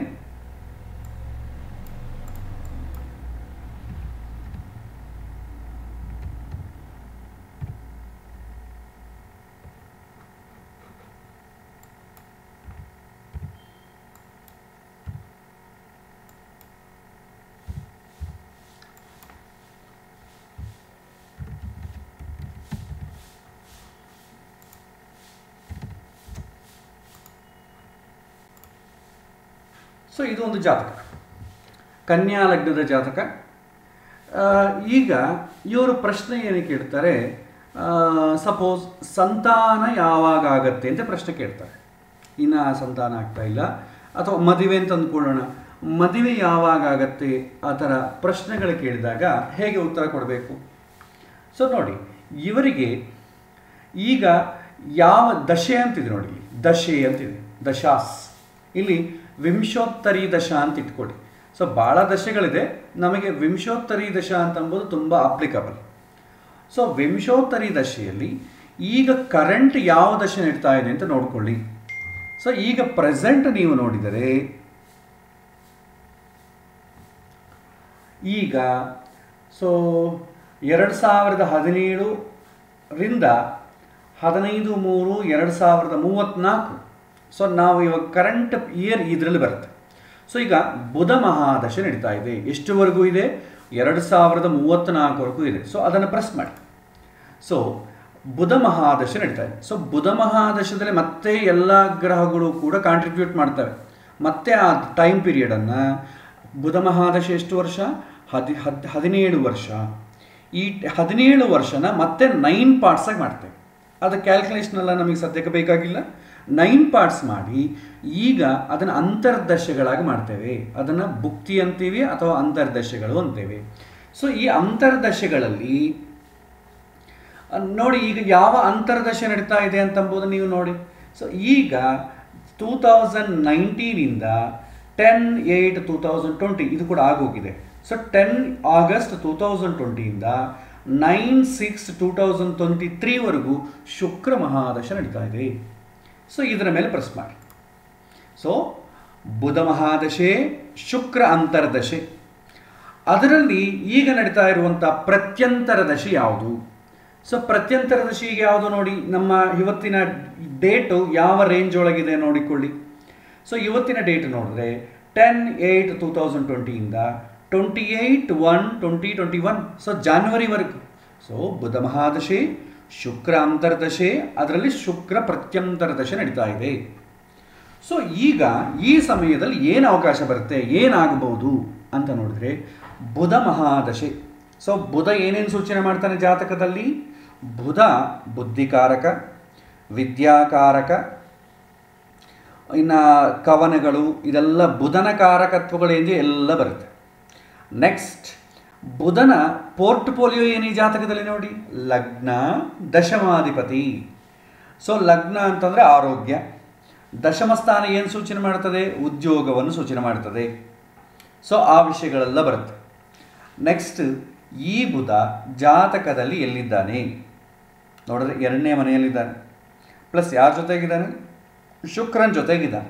ಸೊ ಲಗ್ನಾಧಿಪತಿಯಾದ ಬುಧ 2ನೇ ಮನೆಯಲ್ಲಿ ಶುಕ್ರನ ಜೊತೆಗಿದ್ದಾನೆ. ಯಾವುದಾದ್ರೂ ಶುಭಗ್ರಹಗಳ ಸಂಬಂಧ ಬಂದಿದೆಯಾ ಅಂದರೆ ಗುರುಗ್ರಹದ ಪಂಚಮ ವಕ್ರದೃಷ್ಟಿ ಬಿಡ್ತಾ ಇದೆ. ಸೊ ಆಲ್ಮೋಸ್ಟ್ ಆಲ್ ಎಲ್ಲ ಶುಭ ಸಂಬಂಧವೇ ಬಂದಿದೆ. 2ನೇ ಮನೆಯಲ್ಲಿರೋದು ಒಳ್ಳೆಯದು, ಶುಭಗ್ರಹ ಜೊತೆ ಇರೋದು ಒಳ್ಳೆಯದು, ಶುಭಗ್ರಹ ದೃಷ್ಟಿ ಇರೋದು ಒಳ್ಳೆಯದು. ಸೊ ಆದ ಕಾರಣ ಈ ಬುಧ ಮಹಾದಶೆ ಸಮಯದಲ್ಲಿ ಎಲ್ಲ ಕೂಡ ಅನುಕೂಲವಾದ ಫಲ ಬರುತ್ತೆ. ನೆಕ್ಸ್ಟ್ ಇನ್ನೊಂದು ದಶೆ ಏನು, ಅಂತರ್ದಶೆ ಏನು ನಡೀತಾ ಇದೆ? ಶುಕ್ರ ದಶೆ ನಡೀತಾ ಇದೆ. ಜಾತಕದಲ್ಲಿ ಬುಧ ಶುಕ್ರ ಒಟ್ಟಿಗೆ ಇದ್ದಾರೆ. ಸೊ ಒಟ್ಟಿಗೆ ಇರೋದು ಅದು ಒಳ್ಳೆಯದೇ. ಬುಧನಿಂದ ಶುಕ್ರ 6, 8, 12 ಮನೆಗಿರಬಾರ್ದು. 6, 8, 12 ಮನೆಗಿದ್ರೆ ಆ ದಶೆ ಒಳ್ಳೆಯದಲ್ಲ. ಸೊ ಈಗ ಬುಧ ಮಹಾದಶೆಯಲ್ಲಿ ಶುಕ್ರ ಭುಕ್ತಿ ಏನು ಮಾಡುತ್ತೆ ಅಂತಂದರೆ, ಶುಕ್ರ ಏನು ಪೋರ್ಟ್ಫೋಲಿಯೋ ಬರುತ್ತೆ ನೋಡಿ, 2, 9ನೇ ಮನೆ ಅಧಿಪತಿ. 2ನೇ ಮನೆ ಫ್ಯಾಮಿಲಿ, 9ನೇ ಮನೆ ಧರ್ಮ, ಧಾರ್ಮಿಕ ಚಿಂತನೆ, ಮಂತ್ರೋಪಾಸನೆ, ದೈವಭಕ್ತಿ, ತೀರ್ಥಯಾತ್ರೆಗಳು, ತಂದೆ, ಇವೆಲ್ಲ ಬರುತ್ತೆ. ಮತ್ತು ಶುಕ್ರ ಓನ್ ಹೌಸಲ್ಲಿ ಬೇರೆ ಇದ್ದಾನೆ. ಶುಭಗ್ರಹ ಆದಂಥ ಗುರು ನೋಡ್ತಾ ಇದ್ದಾನೆ. ನ್ಯಾಚುರಲ್ ಆಗಿ ಕಾರಕ ಏನು? ಕಳತ್ರ ಕಾರಕ, ಮತ್ತು ಸಂತೋಷಕ್ಕೆ ಕಾರಕ, ಲಕ್ಸರಿ ವಿಷಯಗಳಿಗೆ ಕಾರಕ. ಸೊ ಇವುಗಳೆಲ್ಲ ಕೂಡ ಆ ಅಂತರ್ದಶೆಯಲ್ಲಿ ಫಲ ಕೊಡುತ್ತೆ. ಬುಧಕ್ಕೆ ಸಂಬಂಧಪಟ್ಟ ಫಲವೂ ಬರುತ್ತೆ, ಶುಕ್ರಗೆ ಸಂಬಂಧಪಟ್ಟ ಫಲವೂ ಬರುತ್ತೆ. ಇನ್ ಕೇಸ್ ಆ ಬುಧ 4-5 ಗ್ರಹ ಜೊತೆ ಇದ್ದಂದ್ಕೊಳ್ಳಿ, ಆ 4-5 ದಶೆಗಳಿಗೆ ಸಂಬಂಧಪಟ್ಟ ಫಲವೂ ಸಿಗ್ತದೆ. ಅದರಲ್ಲೂ ಒಳ್ಳೆಯದು ಇರ್ಬೋದು, ಕೆಟ್ಟದ್ದು ಇರ್ಬೋದು. ಅದಕ್ಕೆ ಮೋರ್ ದ್ಯಾನ್ 2 ಪ್ಲ್ಯಾನೆಟ್ಸ್ ಇದ್ದರೆ ಸುಖ ದುಃಖ ಎರಡೂ ಇರುತ್ತೆ. ಒಂದು 4 ಗ್ರಹಗಳು ಒಂದೇ ಮನೆ ಇತ್ತು ಅಂದ್ಕೊಳ್ಳಿ, ಅದನ್ನು ಸನ್ಯಾಸ ಯೋಗ ಅಂತ ಕರೀತಾರೆ. ಸನ್ಯಾಸ ಯೋಗ ಅಂತ ಯಾಕೆ ಹೆಸರಿಡ್ತಾರೆ ಅಂತಂದರೆ ಕಷ್ಟ ಆಗ್ತದೆ ಅಂತ ಅರ್ಥ. ಸೊ ಸನ್ಯಾಸ ಜೀವನ ಯಾವಾಗೂ ಕೂಡ ಕಷ್ಟವಾಗಿರ್ತದೆ, ಸುಖಮಯ ಇರಲ್ಲ. ಸನ್ಯಾಸ ಜೀವನ ತುಂಬ ಕಷ್ಟ, ಆ ಥರ ಕಷ್ಟ ಜೀವನ ಇರುತ್ತೆ ಅಂತ ಅರ್ಥ. ಇವತ್ತಿನ ಸನ್ಯಾಸ ಜೀವನ ಏನೂ ಕಷ್ಟ ಇಲ್ಲ, ಅದೇ ತುಂಬ ಸುಲಭ. ಗೃಹಸ್ಥಾಶ್ರಮಕ್ಕಿಂತಲೂ ಅದೇ ಸುಲಭ. ಆದರೆ ಸನ್ಯಾಸ ಯೋಗ ಅಂತಂದರೆ ಕಷ್ಟಗಳಿರ್ತವೆ ಅಂತ ಅರ್ಥ. ಯಾಕೆಂದರೆ ಆ 4-5 ಗ್ರಹಗಳಿತ್ತಂದ್ಕೊಳ್ಳಿ, ಅದರಲ್ಲಿ ಒಳ್ಳೆಯ ಗ್ರಹಗಳು ಇರ್ತವೆ, ಕೆಟ್ಟ ಗ್ರಹಗಳು ಇರ್ತವೆ. ಒಳ್ಳೆಯ ಆಧಿಪತ್ಯ ಇರೋದು ಇರ್ತವೆ, ಕೆಟ್ಟ ಆಧಿಪತ್ಯ ಇರೋದು ಇರ್ತವೆ. ಹಾಗಾಗಿ ಎಲ್ಲ ಕೂಡ ಮಿಕ್ಸ್ಡ್ ರಿಸಲ್ಟ್ ಬರುತ್ತೆ. ಆವಾಗ ಹೆಚ್ಚು ವಿಷಯಗಳ ಸಂಬಂಧ ಬರುತ್ತೆ. ಅದಕ್ಕೆ ಸಿಂಗಲ್ ಪ್ಲ್ಯಾನೆಟ್ ಇದ್ರೂ, ಡಬಲ್ 2 ಪ್ಲ್ಯಾನೆಟ್ ಇದ್ರೂ ಪರವಾಗಿಲ್ಲ, ಶುಭಪ್ರದವಾಗಿದ್ದರೆ ಆ ಪೀರಿಯಡಲ್ಲಿ ಎಲ್ಲ ಪಾಸಿಟಿವ್ ಆಗಿಯೇ ಅವಕಾಶಗಳು ಬರುತ್ತೆ. ಅದನ್ನು ಸ್ವೀಕಾರ ಮಾಡ್ತಾನೆಲ್ಲ ಬೇರೆ ವಿಷಯ. ನಿಮಗೆ ಶುಕ್ರ ಕಳತ್ರ ಕಾರಕ ಆದ ಕಾರಣ ಆ ಸಮಯದಲ್ಲಿ ವಿವಾಹಕ್ಕೆ ಸಂಬಂಧಪಟ್ಟ ಯೋಗ ಕೂಡ ಬರುತ್ತೆ. ಆದರೆ ಮಾಡ್ಕೊಳ್ತಾನೆ ಇರೋದು ಬೇರೆ ವಿಷಯ. ಬಟ್ ಮಾಡ್ಕೋಬೇಕಾದ್ರೆ ಆಪರ್ಚುನಿಟಿ ಬರಬೇಕಲ್ವ? ಆಪರ್ಚುನಿಟಿ ಬರಬೇಕಾದ್ರೆ ಆ ಗ್ರಹ ದಶೆ ಬರಬೇಕು ಫಸ್ಟು. ನಾನು ಮದುವೆಗೆ ಸಿದ್ಧನಾಗಿದ್ದೇನೆ, ದಶೆ ಬಂದಿಲ್ಲ ಅಂದರೆ ಏನು ಮಾಡೋಕ್ಕಾಗಲ್ಲ. ಈಗ ಇವರು ಮದುವೆಗೆ ಪ್ರಯತ್ನ ಮಾಡ್ತಾ ಇದ್ದಾರೆ ಅಂತಂದರೆ ಕಳತ್ರಕಾರಕನಾದಂಥ ಶುಕ್ರ ದಶೆ ನಡೀತಾ ಇದೆ. ಸೊ ಹಾಗಾಗಿ ಅವಕಾಶ ಇದೆ. ಸಪ್ತಮ ಸ್ಥಾನದಲ್ಲಿ ಯಾರಿದ್ದಾರೆ? ರಾಹು ಇದ್ದಾನೆ. ರಾಹುವಿಗೆ ಸಂಬಂಧಪಟ್ಟ ದಶೆ ಏನಾದರೂ ಆಪರೇಟ್ ಆಗ್ತಾ ಇದೆ ನೋಡಿ. ಪ್ಲಸ್ ಸಪ್ತಮಾಧಿಪತಿ ಯಾರಾಗ್ತಾರೆ? ಗುರು ಆಗ್ತಾನೆ. ಸೊ ಗುರು ದಶೆ ಏನಾದರೂ ಆಪರೇಟ್ ಆಗ್ತಾ ಇದೆಯಾ? ಸದ್ಯಕ್ಕೆ ಏನೂ ಆಪರೇಟ್ ಆಗ್ತಾ ಇಲ್ಲ. ಆಪರೇಟ್ ಆಗದೇ ಇದ್ದರೆ ನೆಕ್ಸ್ಟ್ ಯಾವಾಗ ಆಪರೇಟ್ ಆಗುತ್ತೆ ಅಂತ ನೋಡ್ಕೊಳ್ಳಿ. ಈಗ ಶುಕ್ರ ಭುಕ್ತಿ ನಡೀತಾ ಇದೆ. ಎಷ್ಟವರೆಗೂ ಇದೆ? 2021 ಜಾನ್ವರಿವರೆಗೂ ಇದೆ. ನೆಕ್ಸ್ಟ್ ಶುಕ್ರ ಆದ ಮೇಲೆ ಸೂರ್ಯ ಆದ ಮೇಲೆ ಚಂದ್ರ ಆದ ಮೇಲೆ ಮಂಗಳ ಆದ ಮೇಲೆ ರಾಹು. ಸೊ ರಾಹು ಯಾವಾಗ ಬರುತ್ತೆ? 16 ಆಗಸ್ಟ್ 2021. ಅಂದರೆ ನೆಕ್ಸ್ಟ್ ಇಯರ್ ಆಗಸ್ಟಲ್ಲಿ ನಿಮಗೆ ಒಳ್ಳೆಯ ಸಂಬಂಧಗಳು ಬರುತ್ತೆ ಅಂತ ಯಾಕೆ ಹೇಳ್ತೀವಿ? ರಾಹು 7ನೇ ಮನೆಗಿದ್ದಾನಲ್ಲ. ರಾಹು 7ನೇ ಮನೆಗಿರೋದ್ರಿಂದ ವಿವಾಹಕ್ಕೆ ಸಂಬಂಧಪಟ್ಟ ವಿಷಯಗಳು ಯಾವಾಗ ಟ್ರಿಗರ್ ಆಗುತ್ತೆ ಅಂದರೆ ಸಪ್ತಮ ಸ್ಥಾನದಲ್ಲಿರುವಂಥ ಗ್ರಹದಶೆಯಲ್ಲಾಗಲಿ ಸಪ್ತಮಾಧಿಪತಿ ದಶೆಯಲ್ಲಾಗಲಿ ಸ್ಟ್ರಾಂಗ್ ಆಗಿ ಟ್ರಿಗರ್ ಆಗುತ್ತೆ. ಸಪ್ತಮ ಸ್ಥಾನವನ್ನು ನೋಡ್ತಾ ಇರೋ ಗ್ರಹ ದಶೆ ಸ್ವಲ್ಪ ಲೈಟಾಗಿ ಟ್ರಿಗರ್ ಮಾಡುತ್ತೆ, ಜಾಸ್ತಿ ಟ್ರಿಗರ್ ಮಾಡಲ್ಲ. ಆವಾಗ ಸಂಬಂಧಗಳು ಕಡಿಮೆ ಬರುತ್ತೆ. ಅದೇ ಸಪ್ತಮಾಧಿಪತಿ ದಶೆಯಲ್ಲಾಗಲಿ ಸಪ್ತಮದಲ್ಲಿರುವಂಥ ಗ್ರಹ ದಶೆಯಲ್ಲಾಗಲಿ ತುಂಬ ಸ್ಟ್ರಾಂಗ್ ಆಗಿ ಸಂಬಂಧಗಳು ಬರಬೇಕು. ಮತ್ತು ಸಬ್ಜೆಕ್ಟ್ ಟು ಕರೆಕ್ಷನ್ ಏನಂತಂದರೆ ಆ ಗ್ರಹಗಳ ಜಾತಕದಲ್ಲಿ ಬಲವಾಗಿರಬೇಕು. ಸಪ್ತಮಾಧಿಪತಿ ನೀಚೆ ಆಗೋಗಿ ಅಸ್ತಂಗತನಾಗೋಗಿ ಸಪ್ತಮ ಸ್ಥಾನದಲ್ಲಿ ಶನಿ ಇತ್ತಂದ್ಕೊಳ್ಳಿ, ಅಗೈನ್ ಡಿಲೇ ಆಗ್ತದೆ. ಯಾಕಂದರೆ ಜಾತಕದಲ್ಲಿ ಯೋಗವೇ ಕಡಿಮೆ ಇದೆ. ಬ್ಯಾಂಕಲ್ಲಿ ಡಿಪಾಸಿಟ್ ಕಡಿಮೆ ಇದ್ದರೆ ಇಂಟ್ರೆಸ್ಟು ಕಡಿಮೆಯೇ ಬರುತ್ತೆ. ಬ್ಯಾಂಕಲ್ಲಿ 1000 ರೂಪೀಸ್ ಡಿಪಾಸಿಟ್ ಇಟ್ಕೊಂಡು ಕೊಡ್ರಿ, ನಿಮ್ಗೆ ಎಷ್ಟು ಬರುತ್ತೆ? ನಿಮಗೆ ಇಂಟ್ರೆಸ್ಟು ತುಂಬ ಕಡಿಮೆ ಬರುತ್ತೆ. ಅದೇ 10 lakhs ಇಟ್ಟಿರಿ ಅಂದ್ಕೊಂಡು ಇವಾಗ ನಿಮಗೆ ಜಾಸ್ತಿ ಇಂಟ್ರೆಸ್ಟ್ ಬರುತ್ತೆ. ಹಾಗೆ ಅದಕ್ಕೆ ಜಾತಕದಲ್ಲಿ ಗ್ರಹವನ್ನು ಬೇಸ್ ಮಾಡಿ ಬಲದ ಬೇಸ್ ಮಾಡಿಕೊಂಡೇ ಗೋಚಾರದಲ್ಲಿ ನಾವು ಫಲವನ್ನು ಹೇಳಬೇಕಾಗ್ತದೆ. ಸೊ ಅದಕ್ಕೆ ಪ್ರಾರಂಭದಲ್ಲಿ ನಾವು ಜಾತಕದಲ್ಲಿ ಬಲವನ್ನು ನೋಡೋದು ನಮಗೆ ಗೊತ್ತಾಗಿದೆ. ಆದ ಕಾರಣ ಜಾತಕದಲ್ಲಿ ಒಂದು ಗ್ರಹ ಏನು ಸೂಚನೆ ಮಾಡುತ್ತೋ ಆ ವಿಷಯ ಗೋಚಾರದಲ್ಲಿ ಆ ದಶೆ ಬಂದಾಗ ಕೊಡುತ್ತೆ ಅಂತ ಹೇಳಿ ತುಂಬ ಸಿಂಪಲ್. ಗೋಚಾರ ದಶೆಗೆ ಹೋದ ಮೇಲೆ ಮತ್ತೆ ನೀವು ದಶೆದಲ್ಲಿ ನೀವು ಕ್ಯಾಲ್ಕುಲೇಟ್ ಮಾಡೋ ಅವಶ್ಯಕತೆ ಇಲ್ಲ. ದಶೆಯಲ್ಲಿ ನೋಡಿ, ಈಗ ಬುಧ ಮಹಾದಶೆ ಇದೆ, ಬುಧ ಮಹಾದಶೆ ಏನು ಕೊಡುತ್ತೆ ಅಂತ ನೀವು ಆಲೋಚನೆ ಮಾಡೋ ಕೆಲಸ ಇಲ್ಲ. ಜಾತಕದಲ್ಲಿ ಬುಧನ ಪೋರ್ಟ್ಫೋಲಿಯೋ ಏನು, ಜಾತಕದಲ್ಲಿ ಬುಧ ಗ್ರಹ ಎಲ್ಲಿದೆ, ಯಾವ ಗ್ರಹಗಳ ಜೊತೆ ಸಂಬಂಧ ಬಂದಿದೆ, ಆ ಗ್ರಹ ಏನು ಸೂಚನೆ ಮಾಡುತ್ತೆ, ಅಲ್ಲಿ ಫಲವನ್ನು ಎವ್ಯಾಲ್ಯುವೇಟ್ ಮಾಡಿ ಅದನ್ನು ನೀವು ದಶಾ ಟೈಮಲ್ಲಿ ಆಕ್ಟಿವೇಟ್ ಆಗುತ್ತೆ ಅಂತ ತಿಳಿಸ್ಬೇಕು. ಜಾತಕ ನೋಡೋದು ಬಂದವರಿಗೆ ದಶೆಯನ್ನು ಹೇಳೋದು ಸುಲಭ. ಓನ್ಲಿ ಥಿಂಗ್ ಈಸ್ ಆ ದಶೆ ಯಾವಾಗ ಬರುತ್ತೆ ಅಂತಂಬುದು ತಿಳ್ಕೊಂಡು ನೀವು ಅವ್ರಿಗೆ ಹೇಳಬೇಕಷ್ಟೆ. ಮತ್ತೆ ದೊಡ್ಡ ಸೂತ್ರಗಳೇನು ಇಲ್ಲ. ಅಂದರೆ ಪ್ರಾರಂಭ ದಶೆಯಲ್ಲಿ ನಾನು ಹೇಳ್ತೇನೆ. ಮತ್ತು ನೀವು ಸ್ವಲ್ಪ ಅಡ್ವಾನ್ಸ್ಡ್ ಆಗಿ ಡೀಪಾಗಿ ಹೋಗಬೇಕಾದ್ರೆ ನಿಮಗೆ ದಶೆಯಲ್ಲಿ ಕೂಡ ಸೂತ್ರಗಳು ಬರುತ್ತೆ. ಆ ಸೂತ್ರಗಳನ್ನ ಇಟ್ಟುಕೊಂಡು ಎಕ್ಸಾಕ್ಟ್ಲಿ ಯಾವಾಗ ನಡೆಯುತ್ತೆ ಅಂತ ಹೇಳ್ಬೋದು. ಈ ಓನ್ಲಿ ಅವಕಾಶಗಳು ಈ ಪ್ರಾಬಬಲಿ ಈ ಪೀರಿಯಡಲ್ಲಿ ಬರುತ್ತೆ. ಇಲ್ಲಿ ನೋಡಿ, ರಾಹು ಮಹಾದಶೆ 16/8/2021 17/1/2020 2022 ಇದೆ. ಆಲ್ಮೋಸ್ಟ್ ಆಲ್ 5 ಮಂತ್ಸ್ ಇದೆ. ಈ 5 ಮಂತ್ಸ್ ಪೀರಿಯಡಲ್ಲಿ ನಿಮಗೆ ಒಳ್ಳೆ ಸಂಬಂಧಗಳು ಬರುತ್ತೆ, ನಿಮಗೆ ಮ್ಯಾಚ್ ಆಗುವಂಥ ಸಂಬಂಧಗಳು ಬರುತ್ತೆ ಅಂತ ಹೇಳ್ತೀವಿ. ಇಲ್ಲ ಸರಿ, ಸಂಬಂಧಗಳು ಬರ್ತಾ ಇದೆ, ಯಾವುದು ಸೆಟ್ ಆಗ್ತಾ ಇಲ್ಲ, ಯಾವುದು ಮ್ಯಾಚ್ ಆಗ್ತಾ ಇಲ್ಲ, ಹೇಗೆ ನಮ್ಮ ಮಗನಿಗೆ ಮದುವೆ ಆಗೋ ಯೋಗ ಇದೆಯಾ ಇಲ್ವಾ ಅಂತ ಕೇಳ್ತಾರೆ. ಅಲ್ಲಿ ಯೋಗದ ಪ್ರಶ್ನೆ ಅಲ್ಲ, ಅವಕಾಶದ ಪ್ರಶ್ನೆ. ಒಳ್ಳೆ ಸಂಬಂಧಗಳು, ಮ್ಯಾಚ್ ಆಗುವಂಥ ಸಂಬಂಧಗಳು, ಇವರಿಗೆ ಅನುಕೂಲವಾಗಿರುವಂಥ ಸಂಬಂಧಗಳು ಬರಬೇಕಾದ್ರೆ ಅದಕ್ಕೆ ಸಂಬಂಧಪಟ್ಟ ದಶೆ ಸ್ಟಾರ್ಟ್ ಆಗಬೇಕು. ಆ ವಿವಾಹಕ್ಕೆ ಸಂಬಂಧಪಟ್ಟ ದಶೆ ಸ್ಟಾರ್ಟ್ ಆಯಿತಂದರೆ ಜಾತಕದಲ್ಲಿ ಇವನಿಗೆ ಯಾವ ಥರ ಯೋಗವನ್ನು ಸೂಚನೆ ಮಾಡ್ತಾ ಇದೆಯೋ ಅದೇ ಯೋಗಕ್ಕೆ ಸಂಬಂಧಪಟ್ಟ ವಿಷಯ ನಿಮಗೆ ಗೋಚಾರ ದಶಾ ಟೈಮಲ್ಲಿ ಅವಕಾಶವೂ ಬರುತ್ತೆ. ಇಲ್ಲ ಅಂತಂದರೆ ಇವನು ಪ್ರಯತ್ನ ಮಾಡ್ತಾ ಇರ್ತಾನೆ, ಪಾಪ ಬರೋದಿಲ್ಲ ಸಂಬಂಧಗಳು. ಕೆಲವೊಮ್ಮೆ ದಶೆಗಳೇನೋ ತುಂಬ ಚೆನ್ನಾಗಿರುತ್ತೆ, ಅವಕಾಶಗಳು ಬರ್ತಾಯಿರ್ತವೆ, ಒಳ್ಳೆ ಸಂಬಂಧಗಳೆಲ್ಲ ಬರುತ್ತೆ. ಆದರೆ ಹೈಟ್ ಸರಿ ಇಲ್ಲ ಅಥವಾ ನೋಡ್ಲಿಕ್ಕೆ ಚೆನ್ನಾಗಿಲ್ಲ, ಅವರ ಅಪ್ಪ ಅಮ್ಮ ಜೊತೆ ಇರ್ತಾರಂತೆ, ಈ ಕಾರಣಕ್ಕೆಲ್ಲ ಕೂಡ ನಾವು ರಿಜೆಕ್ಟ್ ಮಾಡ್ತೀವಿ.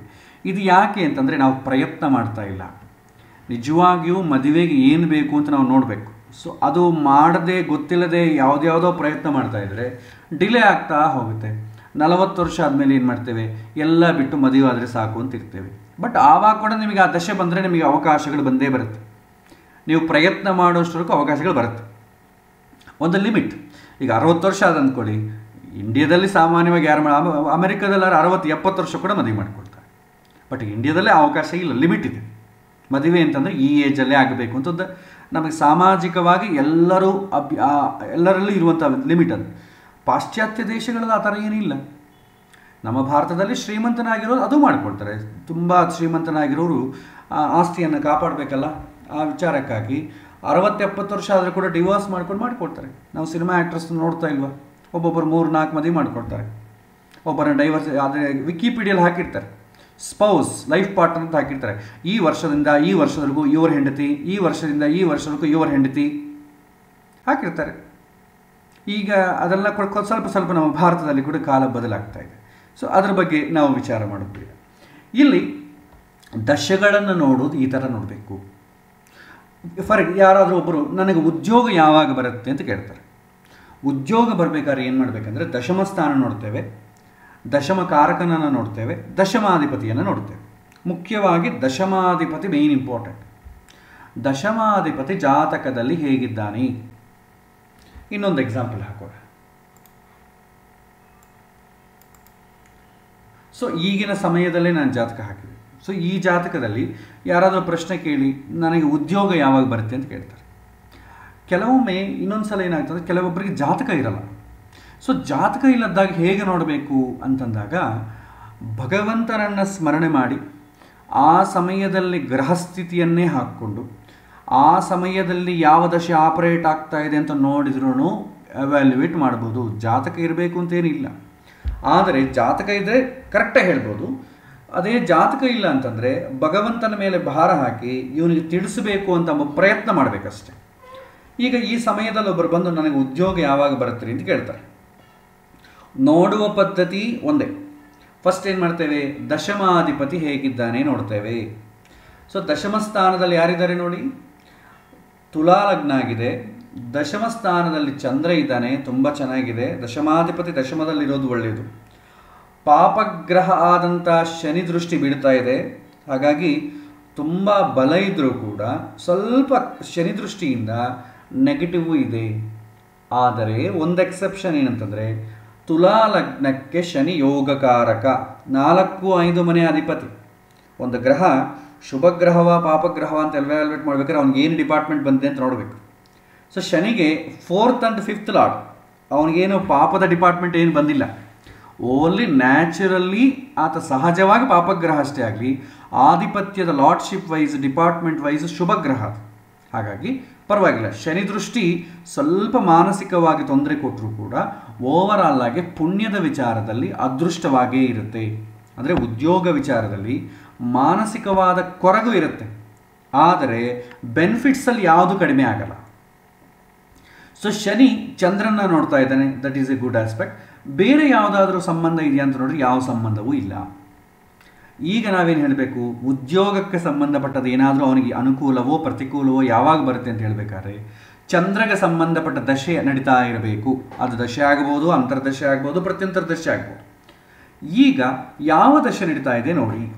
ಸೊ ಈಗ ಪ್ರೆಸೆಂಟ್ ನೋಡಿದರೆ ಶನಿ ಮಹರ್ದಶೆಯೇ ನಡೀತಾ ಇದೆ. ಶನಿ ಮಹರ್ದಶೆ ಏನಿರುತ್ತೆ, ಶನಿ ಆಲ್ರೆಡಿ ದಶಮ ಸ್ಥಾನ ನೋಡ್ತಾ ಇದ್ದಾನೆ. ಶನಿ ದಶಮ ಕಾರಕ, ಹಾಗಾಗಿ ಉದ್ಯೋಗವನ್ನು ಟ್ರಿಗರ್ ಮಾಡುವಂಥವನು. ಈ ಶನಿ ಪೀರಿಯಡಲ್ಲಿ ಚಂದ್ರಭುಕ್ತಿ ಯಾವಾಗ ಬರುತ್ತೆ ನೋಡಿ. ಈ ಶನಿ ಪೀರಿಯಡಲ್ಲಿ ನೋಡಿದ್ರೆ ಚಂದ್ರ ಬರೋದು ನಿಮಗೆ 28/8/2026. ಇದು ತುಂಬ ದೂರ ಆಯಿತು. ಹಾಗೆ ನಾವೇನು ಮಾಡ್ತೀವಿ, ಹತ್ತಿರದಲ್ಲಿ ಯಾವುದಿದೆ ಅಂತ ನೋಡಬೇಕಾದ್ರೆ ಪ್ರತ್ಯಂತರ ದಶೆ ಒಳಗೆ ಹೋಗಿ, ಯಾಕೆಂದರೆ 2026ವರೆಗೂ ಕಾಯಕ್ಕಾಗಲ್ಲ. ನಾವೇನು ಮಾಡ್ತೀವಿ, ಈಗ ಅಂತರ್ದಶೆ ಯಾವುದು ನಡೀತಾ ಇದೆ ನೋಡ್ಕೊಳ್ಳಿ. ಈಗ ಅಂತರ್ದಶೆ ನೋಡಿದ್ರೆ 27/9/2018ಇಂದ 4/6/2021 ಅಂದರೆ ನೆಕ್ಸ್ಟ್ ಇಯರ್ ಜೂನ್ವರೆಗೂ ಬುಧ ಭುಕ್ತಿ ನಡೀತಾ ಇದೆ. ಸೊ ಇನ್ನು ಇಷ್ಟು ದಿನ ಇದೆ ಬುಧ ಭುಕ್ತಿ ಕಂಪ್ಲೀಟ್ ಆಗಲಿಕ್ಕೆ. ಇನ್ನೊಂದು 6 ಅಂತಂದರೆ 4 + 6 10 ಮಂತ್ಸ್ ಇದೆ. ಅವನು 10 ಮಂತ್ಸಲ್ಲೇ ನೋಡಬೇಕಾದ ಕಾರಣ ಈ ದಶೆ ಒಳಗೆ ಎಂಟರ್ ಆಗ. ಸೊ ಬುಧ ಅಂತರ್ದಶೆಯಲ್ಲಿ ಎಂಟರ್ ಆದ. ಈ ಪೀರಿಯಡಲ್ಲಿ ಚಂದ್ರ ದಶಮಾಧಿಪತಿ ಪೀರಿಯಡ್ ಯಾವಾಗ ಬರುತ್ತೋ ನೋಡಿ. ಸೊ ದಶಮಾಧಿಪತಿ ಯಾರು? ಚಂದ್ರ. ಸೊ ಚಂದ್ರನ ಪೀರಿಯಡ್ ಯಾವಾಗ ಬರುತ್ತೆ? 11/11/2019ಇಂದ 29/1/2020, ಆಲ್ಮೋಸ್ಟ್ ಆಲ್ ಜನವರಿ 2020 ಇದು ಆಗೋಗಿದೆ. ಆ್ಯಕ್ಚುಲಿ ಆಗೋಗಿದೆ. ಸೊ ನೆಕ್ಸ್ಟ್ ಯಾವುದು ಬರುತ್ತೆ? ಈ ದಶಮಕ್ಕೆ ಸಂಬಂಧಪಟ್ಟಿರೋ ಗ್ರಹ ದಶೆ ಏನಾದರೂ ಬರುತ್ತಾ ನೋಡಿ. ಶನಿ ದಶೆ, ಯಾಕಂದರೆ ಶನಿ ದಶಮ ಸ್ಥಾನ ನೋಡ್ತಾ ಇದ್ದಾನಲ್ಲ. 31/12/2020 ಅಂದರೆ ಈ ಇಯರ್ ಡಿಸೆಂಬರಿಂದ ಜೂನ್ 2021ವರೆಗೂ ಇದೆ. ಅಂದರೆ ಮೇಯ್ನಾಗಿ ದಶಮಾಧಿಪತಿ ದಶೆ ಈಗ ಆಗೋಗಿದೆ, ಆದ ಕಾರಣ ಅವಕಾಶಗಳು ಕಡಿಮೆ. ಪ್ಲಸ್ ಶನಿ ನೋಡ್ತಾ ಇದ್ದಾನೆ, ಅದೇ ಯಾಕಂದರೆ ಅಟ್ಲೀಸ್ಟ್ ಆಲ್ಟರ್ನೇಟ್ ವೇ ಶನಿ ದೃಷ್ಟಿ ಇರುವಂಥದ್ದು ಸ್ವಲ್ಪ ಕಡಿಮೆ ಆಪರ್ಚುನಿಟೀಸ್ ಕೊಡುತ್ತೆ. ಸೊ ಸದ್ಯಕ್ಕೆ ನೋಡಿದ್ರೆ ಈ ಶನಿ ಮಹರ್ದಶೆ ಬುಧ ಭುಕ್ತಿಯಲ್ಲಿ ಆಪರ್ಚುನಿಟೀಸ್ ಕಡಿಮೆ. ಎಷ್ಟವರೆಗಿದೆ ಬುಧ ಭುಕ್ತಿ? 4/6/2021. ನಾವು ಇವನಿಗೆ ಏನು ಹೇಳ್ತೇವೆ, ಆಪರ್ಚುನಿಟೀಸ್ ಕಡಿಮೆ ಇರೋದ್ರಿಂದ ಅದು ಶನಿಗೆ ಸಂಬಂಧಪಟ್ಟದ್ದು ಕೊನೆಗೆ ನಡೆಯೋದ್ರಿಂದ ಅದು ಆಪ್ಷನ್ಸ್ ಕಡಿಮೆ ಆದ ಕಾರಣ ನಿಮಗೆ ಟೆಂಪ್ರರಿ ಜಾಬ್ ಸಿಗತ್ತೆ ಅಥವಾ ಜಾಬ್ ಯಾವುದೋ ಒಂದು ಸಿಗತ್ತೆ, ಬಟ್ ಸ್ಟೇಬಲ್ ಆಗಲಿಕ್ಕೆ ಟೈಮ್ ಆಗ್ತದೆ. ಸ್ಟೇಬಲ್ ಯಾವಾಗ ಆಗುತ್ತೆ? ಚಂದ್ರದಶೆ ಬಂದಾಗ ಸ್ಟೇಬಲ್ ಆಗೋದಾಗಲಿ, ಒಳ್ಳೆ ಜಾಬ್ ಸಿಗೋದಾಗಲಿ, ಪರ್ಮನೆಂಟಾಗಿ ಏನಾದರೂ ಅವನು ಪ್ರಯತ್ನ ಮಾಡ್ತಾ ಇದ್ರೆ ಅದು ಆಗೋದಾಗಲಿ ಚಂದ್ರ ಮಹಾದಶೆಯಲ್ಲೇ ಆಗ್ತದೆ. ಆದರೆ ಶನಿ ದಶಮಕ್ಕೆ ಸಂಬಂಧಪಟ್ಟಿರೋದ್ರಿಂದ ಶನಿ ಮಹಾದಶೆ ಆಲ್ರೆಡಿ ನಡೀತಾ ಇದೆ. ಪ್ರತ್ಯಂತರ ಭುಕ್ತಿಯಲ್ಲಿ ಕೂಡ ಶನಿ ಮಹಾದಶೆಯಲ್ಲಿ ಅನುಕೂಲ ಆಗ್ತದೆ. ಸರಿ, ನೆಕ್ಸ್ಟ್ ಚಂದ್ರ ಮಹಾದಶೆ ಯಾವ ಬರುತ್ತೆ ಅಂತ ನೋಡಿಕೊಳ್ಳೋಣ. ಈಗ ಮತ್ತೆ ನಾನು ಏನು ಮಾಡ್ತೀನಿ, ಶನಿ ಮಹಾದಶೆಗೆ ಹೋದೆ. 4/6/2021ಇಂದ ಕೇತು ಅಂತರ್ದಶೆ ಸ್ಟಾರ್ಟ್ ಆಗುತ್ತೆ, ಅದರಲ್ಲಿ ಎಂಟರ್ ಆಗ್ತದೆ. ಇಲ್ಲಿ ಚಂದ್ರದಶೆ ಯಾವ ಬರುತ್ತೆ ನೋಡ್ಕೊಳ್ಳಿ. ಚಂದ್ರ ಯಾವ ಬರ್ತಂದರೆ 26/9/2021ಇಂದ 30/10/2021 ಅಂದರೆ ನೆಕ್ಸ್ಟ್ ಇಯರ್ ಸೆಪ್ಟೆಂಬರಲ್ಲಿ ಚಂದ್ರ ಭುಕ್ತಿ ಬರುತ್ತೆ, ಚಂದ್ರ ಅಂತರ್ದಶೆ ಬರುತ್ತೆ, ಪ್ರತ್ಯಂತರ ದಶೆ ಬರುತ್ತೆ. ಸೊ ಚಂದ್ರ ಯಾವಾಗ ನಮಗೆ ಹತ್ತಿರದಲ್ಲಿ ಚಂದ್ರಕ್ಕೆ ಸಂಬಂಧಪಟ್ಟ ದಶೆ ಆಗಲಿ, ಅಂತರ್ದಶೆ ಆಗಲಿ, ಪ್ರತ್ಯಂತರ ದಶೆ ಆಗಲಿ, ಹತ್ತಿರ ಯಾವುದು ಬರುತ್ತೋ ಅದರಲ್ಲಿ ಅವನಿಗೆ ಪಾಸಿಟಿವ್ ಎಲ್ಲ ಆಗುತ್ತೆ. ಅಂದರೆ 26 ಸೆಪ್ಟೆಂಬರ್ 2021ಇಂದ 30/10/2021 ಆಲ್ಮೋಸ್ಟ್ ಆಲ್ 1 ಮಂತ್. ಯಾಕಂದರೆ ಚಂದ್ರ ತುಂಬ ಫಾಸ್ಟೆಸ್ಟ್ ಪ್ಲಾನೆಟ್ ಆದ ಕಾರಣ 1 ಮಂತ್.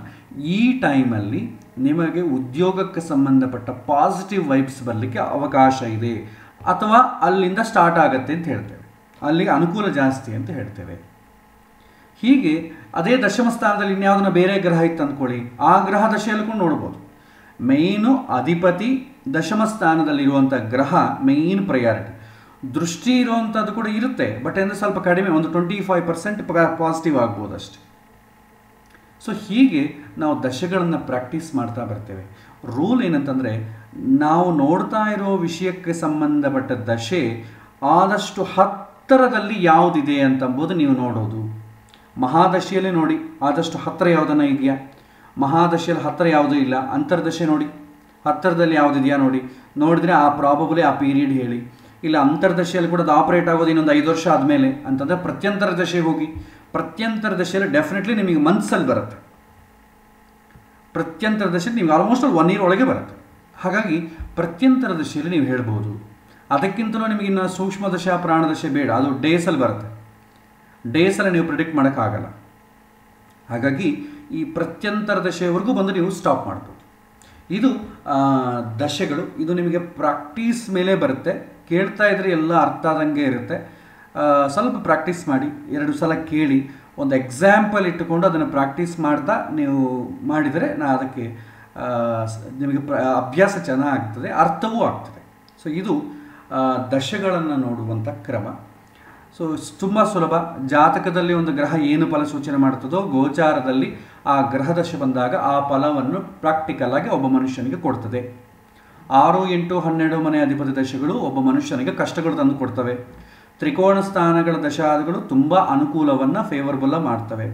ಅವನು ಎಷ್ಟು ಪುಣ್ಯ ಮಾಡ್ಕೊಂಡಿರ್ತಾನೋ ಅಷ್ಟು ಪುಣ್ಯ ಇಲ್ಲಿ ಫಲ ರೂಪದಲ್ಲಿ ಬರುತ್ತೆ. ಪಾಪ ಜಾಸ್ತಿ ಮಾಡಿಕೊಂಡಿದ್ರೆ ಕಷ್ಟಗಳು ಫಲವಾಗಿ ಬರುತ್ತೆ. ಇದು ವಿಂಶೋತ್ತರಿ ದಶೆಗೆ ಸಂಬಂಧಪಟ್ಟ ವಿಚಾರ. ಇದರಲ್ಲಿ ಇಲ್ಲಿಗೆ ಪಾಠವನ್ನು ಸಮಾಪ್ತ ಮಾಡೋಣ. ಇದರಲ್ಲಿ ಇನ್ನೂ ಏನಾದರೂ ಪ್ರಶ್ನೆಗಳಿದ್ದರೆ ನೀವು ಒಂದು 10 ನಿಮಿಷದ ಕಾಲ ಕೇಳಬಹುದು. ಶ್ರೀಕೃಷ್ಣ ಅರ್ಪಣಮಸ್ತು. ಹರೇ ಶ್ರೀನಿವಾಸ.